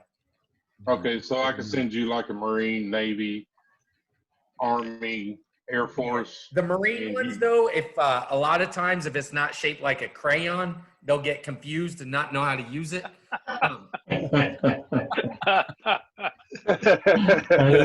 Yes. Oh, You he's can tough. go ahead and ask me now, what does Army stand for? Ain't ready to be a Marine yet, right? So, I do recommend Exactly. when you do the pins, put a card in there with it. With your Oh, email- yeah. with your email and if stuff. there's a card in there with the pins, then when I'm handing them out, I ask the people, hey, please shoot this guy an email or a text message or whatever. If you could take a picture of yourself with the pen and send it to them. And we've had some success. Some people have done that. Okay, because I make the pins, the bolt action rifle pins, and I can put the labels on there. Army, Marine, Navy, or Air Force. Sure. Yeah, no, that's awesome. And so I know whatever it was last week or 2 weeks ago, we kind of got in a lengthy conversation of what are the best pens to make. Honestly, any of them. Any. I don't care if they are the slim pen that fits in the sleeve or not. I had one time Eddie sent me over 300 pens. Two boxes. I don't know what he paid in freight to get them to me. Some of these pens were over 12 inches long, had a big knob on the end. You know what I did? I took them down to the what we call the G1 and the G4, the big administrative shops. Yeah. Just like a doctor's office, you got a cup sitting there on the thing with the big flower on the end so you can't walk out with the pen. I gave them to them and they loved it. They're like, hey, we got homemade pens. It's never going to fit in a soldier's pocket. And that was, so you're going to walk off with that pen. So that's what I'm saying. You send me any pen, I will find a way to put it in somebody's hands that'll use it. Well, I appreciate that. Okay, cool. Well, thank you. Yes. That's very good. Yeah, when I went to Alaska, I grabbed group on the computer that it's a wood turning website, and they did that for a good many years. I think they're still doing it. They started it back when the Afghan wars first started, and they were shooting for 100,000 at one time, and I think they're up to 200,000 or 300,000, 400,000 now. I can't remember the name of that website that they were on, but It was like Freedom Pens or something like that. yeah, Freedom Pens was the name of it. Yeah, that was Yeah, I it. remember that. Yeah, I know Eddie had a big involvement in that. He was always out there in his videos and stuff talking about it. Oh, okay. Yeah, that's who I made them for. Somebody making those the inlay sets too that looked like the American flag, with the laser cut inlay sets that you could then turn a pen out of. Yeah. Red and blue stripes and then the stars and so on. Yeah. Is that Penn State Industries or Berea Wood Hardwoods? I never dealt with Berea, so I'm betting it's Penn State. Okay. Well, you can buy some of the laser kits from Penn State. You can buy some of them, I think, maybe from Craft Supplies. But the guy that started doing them is Ken Nelson with Callanchan Woods. He does all kinds of laser cut pen blanks that you glue together. Yeah, and when you do them American flags, you got to put all 50 stars in there, one at a time. Yep. With a pair of tweezers. Yes. They can be a booger to work with, but man, they're pretty when they're done. Oh, they're beautiful. They I sure heard. are. Also check Put out that name Turner's in the Warehouse. chat there. They're in. Also check out Turner's Warehouse. They're in Arizona. They have a bunch of pen blanks, stuff Wood like that. Turning Z is a good supplier of those pens. Wood Turning Z. Yeah, Wood Turnings with a Z. They're in Indianapolis. Yeah. Ryan and his crew are great people. When I was stationed up at in Dayton at Right Pat. I went over a couple of times and talked to Ryan. They're also PSI resellers, and anything you can get from PSI, you can get from Ryan, and you can get it cheaper. Yeah. And his team, he and his team are really good people. Well, they've got about 80 years of experience between them in turning pins. They can help you with anything that you want to know about pins, Billy. Why don't you put some of those names on the chat or something so that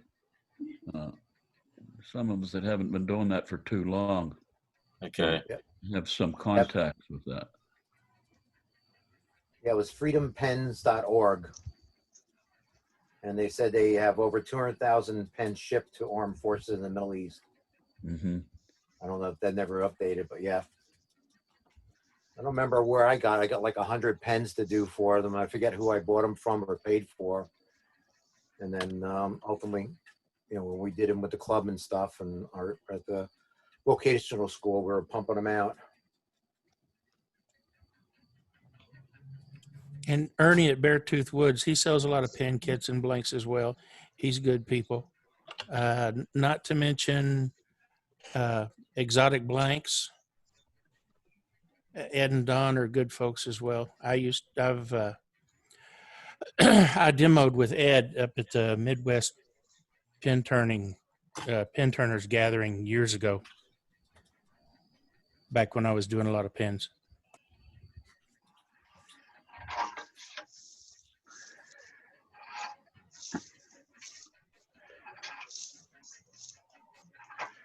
And hey, so while we're on that topic of donating stuff to the troops when they're overseas, I just want to caution you guys about whether it's pens or anything else. There's always some organization out there saying, hey, we're going to send this to the military. We're going to send this to the military. I just ask that you do your homework. That Freedom Pens, it's legit, right? That we know that one's legit. But there's just a lot of scams out there. So be real careful. And don't ever donate money, right? They don't need your money. And every time I've been overseas, nobody's ever handed me cash. So don't donate money. When they're asking you, like if you're at Walgreens, right? That's a popular one where they'll say, hey, do you want to buy a candy bar for the troops? And it gets tossed in the box. Let me tell you where a lot of that stuff goes. It shows up at a local base in the United States. Like we had tons of it dropped off at our state headquarters in Arizona. It's chocolate. It's never going to make its way to Afghanistan or Iraq. It made its way into my stomach in my office for whoever donated it, right? So that's what I'm saying. Like a lot of those people, they'll pull on your heartstrings and, hey, this is going to go to the troops. Maybe it is, maybe it isn't. So just be real careful, especially with the holidays coming up. There's always people scamming others, saying, hey, we're going to do this for the troops or that for the troops. I'm just saying, do your homework before you donate to anything and make sure it's a legit cause. And you can always shoot it over to me in an email or on Facebook and say, hey, Doug, I'm thinking about donating to this organization. What do you think? I'll give you my honest opinion. Very good. Thank you. That's true. There is a lot of scam going on today. I get these scam calls every day on my cell phone. I don't know where they get your number. I guess they just put random numbers in if something comes up, it comes up. So I picked up this trick off of a YouTube video again. When I know it's a scammer, I keep them on the phone as long as I can. Oh, I'll just bait them with different questions and whatever till I get there. They get so twisted around, and then I'll tell them, well, I thank you for letting me take up your time before you scam some senior citizen out there or whatever. But you know, I just like having fun. But I keep getting this one about my college loans that they want to help me out with my college loans. Problem is I don't have any. So again, I'll keep them on the phone for a good 10 minutes, letting them try to figure out where my college loan is. Which number did you want? I'll even throw them some random numbers. I think it's this account number. Let them go chase that information. There's a vehicle that I had, and I haven't had it for 5 or 6 years, and I'm still getting people wanting to renew the warranty on it. Oh, yeah. And here at the retirement place that I live, they're always warning us, watch, there's a scam on there, and people they're after the older retired people. They think, oh boy, yeah, my grandson's in trouble and I'll send him money. Well, that's a good one to keep away from. Yeah, yeah. Again, almost every time if somebody's asking you to send them money, it's probably more times than not a scam. If they're asking you to send them something like, hey, can you send some some canned foods over? Probably legit, right? But nobody's getting cash from this guy. No, I wouldn't do it. No, I don't do it. I don't give them credit card number or anything. That's a bad thing to do, a credit card number. Or your social security number. They're calling now because we're getting changed over to the new numbers. And had one playing a game with me today, but I did 35 years as a public safety dispatcher, so I know how to deal with idiots on the phone. And like Doug, I keep them on the phone for just as long as I can, because when they're tied up with me, they're not getting to somebody who might be gullible enough to take them up on their offers. Like when they call and want to extend the warranty on my 17-year-old Toyota. And there you go. Yeah, I keep getting those. I got a 2000 F-250 and I keep getting the warranty calls. Like 20 years old, I don't think there's any warranty left. Or I tell them it's my Rolls Royce. Yeah, I I'll like ask when they about a call Rolls you and Royce they or a want you to- Maserati. Yeah. Yeah, I love when they call you. They want you to verify it's you. So I'm not telling you anything. And the worst thing you say is they ask if this is you, and you say yes. They record that and they sign you up for something because you said yes. They rearrange it. Okay. So I don't give them nothing. Don't say nothing. I had one phone me a couple of days back saying it was from Amazon Security or something like that. And I said, oh, really? And they hung up. I think they got from the tone of my voice that I wasn't going to be taken in by it. So I think they gave up pretty quick. One day when I was at work, I answered with the police department name, and they tried to scam me and didn't even hear what I said. And they said, well, what's your zip code? And I gave them the zip code, and I gave them a fictitious town, and they were obviously researching me. And I picked up a town that didn't exist and a zip code that didn't exist. And he started arguing with me that, that I can't find that. Sir, I'm right across from the post office. I live right in the middle of town. I'm looking right across the street. There's the number. I gave it to him again. I kept him on the phone, and my other dispatchers are rolling on the floor listening to me. Kept him on the phone for at least 15 minutes, and finally had to let him know what an idiot he was. So it was fun. Yeah, but Another think if they thing scam one person, it makes them a day's worth of pay. Yeah, know? probably. Another thing that Doug brought up is, and I forget what the site is, but you can research any agency that's asking you for money or donations, and you can check on the legitimacy of those organizations. And another thing is, even if it's legitimate, force them to tell you what percentage actually goes to the cause versus how much goes to the fundraiser. And you'll be amazed that most of the time the fundraisers are getting 70–80% of what you donate to them. Yes, I've heard that. It's like feed the children. Yeah, you donate $1 and maybe 2 cents of that buck has actually made it to where it needs to go. Exactly. Exactly. There's CEOs Much better driving off around in a big dropping off fancy food at a car. food bank. If you drop the food off at a food bank, you know somebody who need it got to eat it. Amen. Yeah.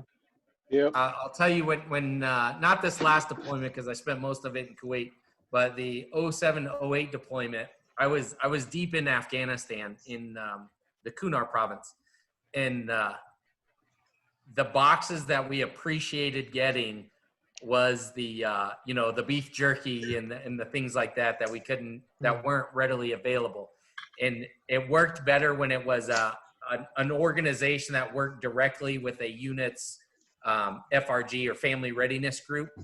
And if you can get in tight with those, that's when you know your stuff is actually going to get put in the hands of an airman, a sailor, a marine, a soldier, you know, what have you. Yep. So the smaller the group, the more likely it is legit. When they start getting really big, even if their heart's in the right spot, they collect so much stuff, and then it just, who knows where it goes.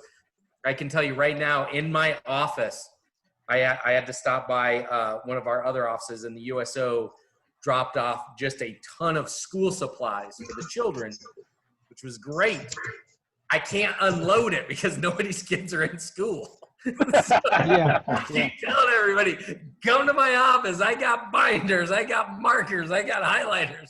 Come pick this stuff up for your kids. Well, you should have plenty of colored pencils to turn. So I'm waiting for these schools to open up so I can go unload this stuff. Be like, here you go. People donated it so a military member's child would have school supplies, and I can't get the military to come pick the stuff up to give to their children. Right.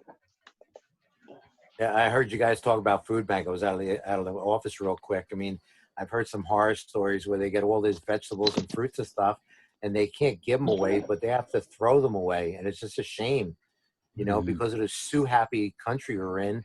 That, you know, we're worried about getting sick and stuff gets thrown out. So I got to tell you guys a quick funny one about the food banks. So every year they do the turkeys to troops, right? And so St. Mary's Food Bank, that's one of the major food banks out here in Arizona, they collect up all this food for the troops.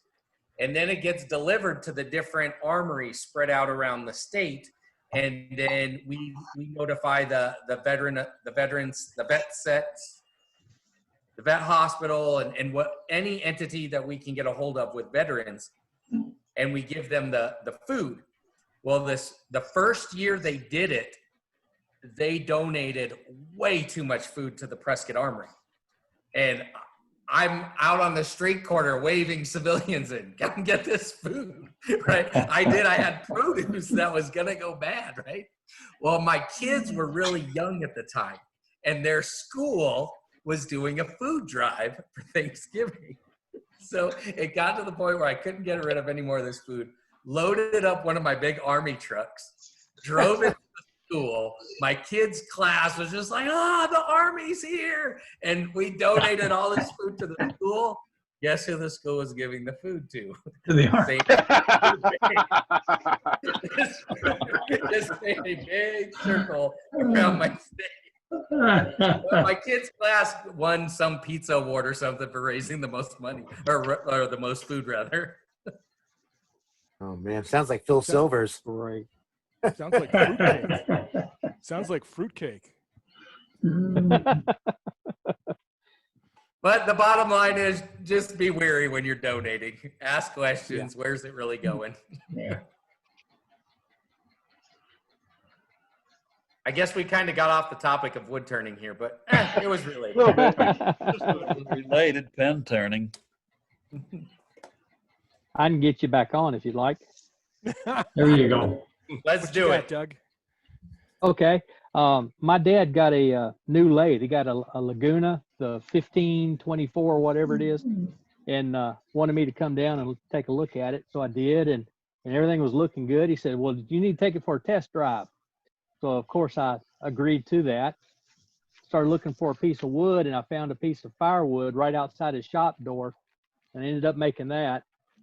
It's 6 3/4 across and then 1 inch, exactly that way. Those voids are all natural. It's got a huge knot that was rotting out. Just all kinds of character. Wormholes all over the place. I've been sitting here digging out wormholes while y'all been talking. It's really came out to be a beautiful piece. The only thing I've got on it is oil. Using Mahoney's walnut oil on it. Yeah, that's great. Nice. Feels Doug, like a Phil Anderson piece.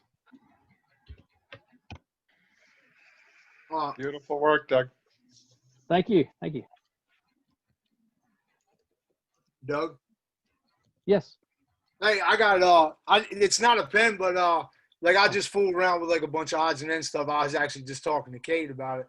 But I took a pen blank and made this stem for a pipe. This is the first pipe I ever made. I did an offset one too, and I actually gave a guy it. It was a lot different. I didn't realize there was difference between there's different kind of pipes. I didn't know that until I made this one. And so the other one I made was actual more like a pipe with the offset. You know, I had to put it in the chuck twice. But that I made the stems out of pen blanks, the squared off ones one by one, and just turn them down. I don't smoke or nothing. It's just something I wanted to try my hand at. And this is actually a piece of wood from out at Lake Mead. I was out and there was a storm came through and some branches broke off, and it was only about that big. And I grabbed it because I carved, and I was like, I'll make something out of it. And held on to it for a little while, and I was like, you know what, maybe I'll try to turn that on a lathe. And I have no idea even what kind of wood it is. Not a clue. Even the bark on it was like wood. It wasn't like, I grew up on the East Coast, and I live in Tennessee now. We're used to like a thicker bark, like a oak bark, or even the bark on pine trees. But this bark was actually like super dry and almost like another layer of wood on top of the wood. And but yeah, I made that, and I had a bowl I wanted to show you guys. I probably should have did it earlier when more people were on, but we were talking about spalted wood earlier, and I had this piece of spalted wood, and it was in bad shape. I started turning it. It was super punky, and I said, well, let me throw some resin to it and see what I can make out of it. And it flew apart a little bit, but I stuck with it and just to see what I could get out of it. And it turned. I like the pieces that look kind of distressed. Cool. Very nice. I like it. And funny thing is, this piece of wood that I got this from, I had a wood pile out back, and this past weekend we finally got around to cutting some firewood, and I had a piece that's probably about a foot diameter and probably 15 foot long, and the whole thing is spalted. So obviously nice. I didn't split that. I just cut it. I got a couple nice long pieces out of it, and then I cut a bunch of pieces I'm going to try and make blanks of, and now I'm like everybody else. I got a whole head full of wood chopped up for projects. But yeah, just wanted to show them. I thought they were cool. Me and Gabe were talking, and I figured I'm going to I'll let everybody see what we were talking about, different things we turned. But I you guys know, man, I really appreciate listening to every one of you's on here. I'm new to this. To me, it's a hobby. I know it is a craft, but to me, it's just I work with steel for a living, and it's a hobby, and I love it because working with wood is so much different than working with metal. Like, oh yeah, wood has character. It has like its own little, it has life. It grew, and that's what it turned into. And I really appreciate it. And you guys, you can't get this kind of knowledge just anywhere else, man. It's a great group, and I appreciate it. Yeah, it's very Thank cool. all you Very got, cool everybody stuff. to share, men, women, every one of you. Appreciate everything you guys put to the group. Very cool, Chuck. I like the epoxy piece. Really, that's really neat. Yeah. My thing with I love your epoxy, man. That stuff's incredible. Yeah, with that pipe, I don't know if it'd be good to smoke anything out of it through that plastic if it gets heat. That's just possibility. So yeah, With the it was goal more being. Sorry, go ahead. I'll pipe in after. No, go ahead. I was just saying, it was just see what I could make type thing, Yeah. How far is the bowl from the very tip of that Alumilite blank or pen blank, the acrylic blank? If it's an inch and a half to 2 inches away, and you're using a hardwood for your bowl, when you smoke a pipe, you usually hit the flame, inhale, and it sucks the flame into the substance to smoke it. And then from there, you don't hold the flame there excessively to heat the wood up excessively. So 9 times out of 10, if you have an inch and a half to 2 inches away from the bowl, whatever composite or acrylic or resin or Alumilite or whatever you use past that shouldn't heat up to the point where it's off-gassing the chemicals in the plastic. When I do pipes, they're usually in multi-access. So the bowl is turned here with the pipe stem coming out here, at least a few inches. And I always do an acrylic blank or an acrylic mouthpiece or an normally not an epoxy mouthpiece. I would always use an acrylic or an Alumilite pen blank for the stem, because as people use them and hold them in their mouth and chew on them, the plastic and the Alumilite doesn't get marked, and it doesn't absorb the spit and the nicotine or the resin or whatever comes off what you're smoking. It doesn't get soggy and absorb all that stuff. But with the plastics, they're much more durable with your teeth, and they're not going to absorb your spit, so to speak, so they will last much, much longer. Yeah, that's sort of my most pipe pipes makers together. either use acrylic acetate or they use ebonite for Yes. that very reason. Yeah, that was the other one. I actually, I made this without even I learned pretty much everything I know from watching videos. And after I made the first one, I said, when I got finished with it, this was the first one. I was like, yeah, it's not really a pipe. That's more of a bowl. And I didn't know there was a difference. And then I watched a pipe maker, and this guy broke it down. There's formulas for how the chamber's supposed to be drilled, what kind of bits, the angle. And I was like, oh, all right, yeah, there's definitely an art to it. And I just kind of went at it, and I was like, all right. So I tried a different one, and I did the off-axis stuff, and I tried to use the right size bits. And this part was a lot longer. That pipe was a lot bigger. I actually carved a face on it, and it turned out really good. But that one was definitely a lot further away from the actual chamber of the pipe. That was just something I was fooling around. I got this lathe, man, and I never had one in my life, and I was just I'm just like a kid that all right, I'm gonna throw this on there and see what I can make. And yeah, Very cool. Very cool. Sometimes, A couple sometimes of it the turns pipe, out, sometimes it don't. So a couple of the pipe makers actually have how-to videos, how they make their pipes. Like I saw a pipe maker had a video that covered almost their entire process. One of the things they do is after they make the pipe bowl is they put it down over this heated metal thimble, I guess you'd call it, that basically scorches the interior of the pipe bowl, So before they've ever smoked it, they're scorching it. You can also treat the bowl a certain way to create a cake and to temper the inside of the bowl a certain way, which actually insulates it. So every time you keep smoking it, the cake creates an insulation between the flame, the substrate you're smoking, and the bowl of the pipe. Yeah, so it helps insulate it and keeps the pipe whole and that kind of stuff. Yeah, what's that one wood that they make? It's some sort of bogwood or something like that? Briar. Yeah. There you go. Yeah, I saw somebody. I have a piece here. Bill Grumbine was making pipes. He did a lot of bowl turning and stuff in the videos and stuff. But remember, he got into making pipes and stuff, and I found it very interesting.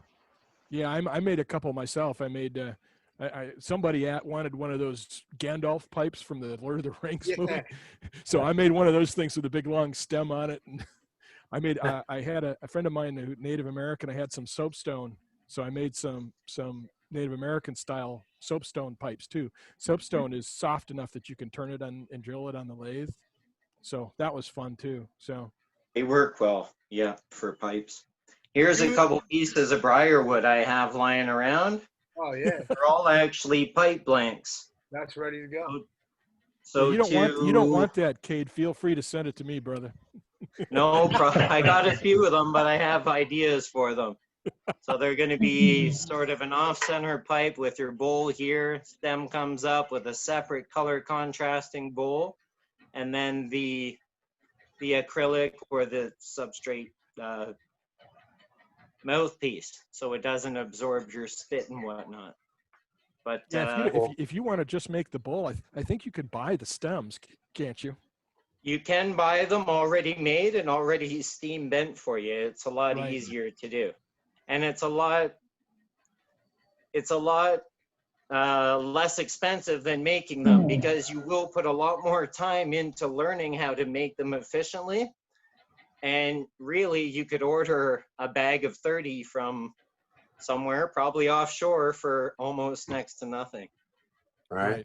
Yeah, it's funny. I got a big pipe collection. I never smoked or anything like that, but I went to a garage sale at the church then here, and looked like a dartboard. I open it up and it's filled with pipes. I close this. Says, "What you want for this?" $10.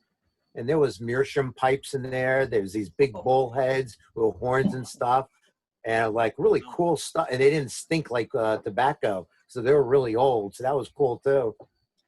And almost buy them all up and mark it up and make 800% markup on them, selling to people who know what they really are. Yeah. Hey, Caden, I see you have a big plastic over all your chucks and stuff. Is that when you're turning so it doesn't get messy, or were you doing something there? No. Well, in my shop, I have plastic that goes around the perimeter of my shop, but I also put plastic there because here where I have my shelves, I have all my turning tools built into the wall. I have all my chucks, different woods, drill bits and stuff. And then when I close it, the plastic all falls back in place. So I'm not spending all my time cleaning my shelves. The wood shades will hit the plastic, hit the floor, and it's very easy to, very easy to clean up. And I actually have it split in half. So if I need something on this side of the wall, I can come in here. It falls right back where it needs to go. But if I need something on this side of the wall, I can also go back in that way. And it also keeps my shelves clean, so I'm not constantly cleaning them. And the ceiling, I'm in my basement, so I wanted to seal the ceiling so my ductwork and my living room is not getting dust up through the ductwork or dust into my furnace. Mm-hmm. As I come across to this side, I have this part taped to the wall. It drapes down to the floor, but in behind this plastic tarp, I have my dust collector over there in the corner. Yep. And then I have my small drill press, a small sander. All my bigger equipment is in my flat work shop. But also here on the far side, I have a little tent. And inside this tent, I have my student lathe. My student lathe is a General VS Plus I've had for 10 years. And this is the lathe that all my students get to use and learn to turn on. Mm-hmm. My lathe is a, here, switch this camera around, it's a lot easier. My lathe is a one-way 2436. So students don't get to touch this beauty until they show me that they're not going to stick my tools into the spur drive on my smaller lathe. And here is my smaller lathe. So if this gets damaged or dinged or dented or they have an accident, I'm not too concerned about this piece of equipment because it is a fraction of the cost of this piece of equipment. Yeah, that's your money maker. Yeah, that's my money maker, my personal lathe, and I'd be pretty ticked off if someone ruined it, so they don't get to use that until they've done a couple days on the General. Yeah. Very cool. Thanks for the tour. Yeah. No problem. I have a bowl here I turned yesterday. I actually acquired a tree There was a tree around the corner, and a neighbor knows I'm in the market for wood.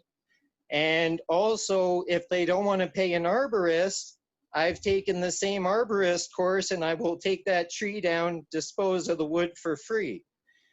So rather than them paying an arborist $5,000, they can contact me. I'll take it just down like an arborist, and I'll take all the wood. So this tree was sitting there, standing there for probably 8 months, rotting away, dying from the inside out, and it looked horrible, horrendous. It looked like it was rotting from the inside out. But when I started to cut into it, you can really see the figure that the spalting caused as it stood there for probably 8 months as it died. So that's the inside of the bowl. That's amazing. Is it box elder or a maple? This is red maple. Okay. Yeah, Very red nice. maple. Wow. Great figure. Great spalting. Yeah, it's it almost turned got, out like, quite images, nice. like emojis in or something. Almost looks like a map. I mean, all kinds of stuff you keep seeing out of it. Beautiful. Yeah. Very nice. I very was nice. so excited and happy once I got in there and saw that figure. I was like happier than a fat kid in a Candy store. cake shop. But yeah, who would have known like the beauty is within.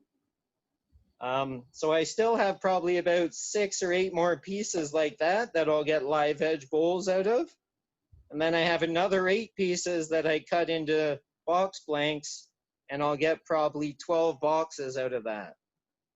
Very so I cool. can't wait because I love that figure. Mm-hmm. Great Beautiful. stuff, man. Yeah. Great stuff. I got a tree that the electric company had cut down, and that's what's sitting right now in the ground right now, and the logs are still there. I couldn't believe it. It looks really cool.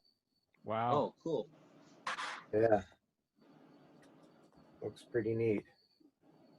I mean, it's got a bunch of big wormholes, or they got those maggots or whatever, but I just looked at it real quick. It's like, it's a shame to leave it there. So I might take those logs away.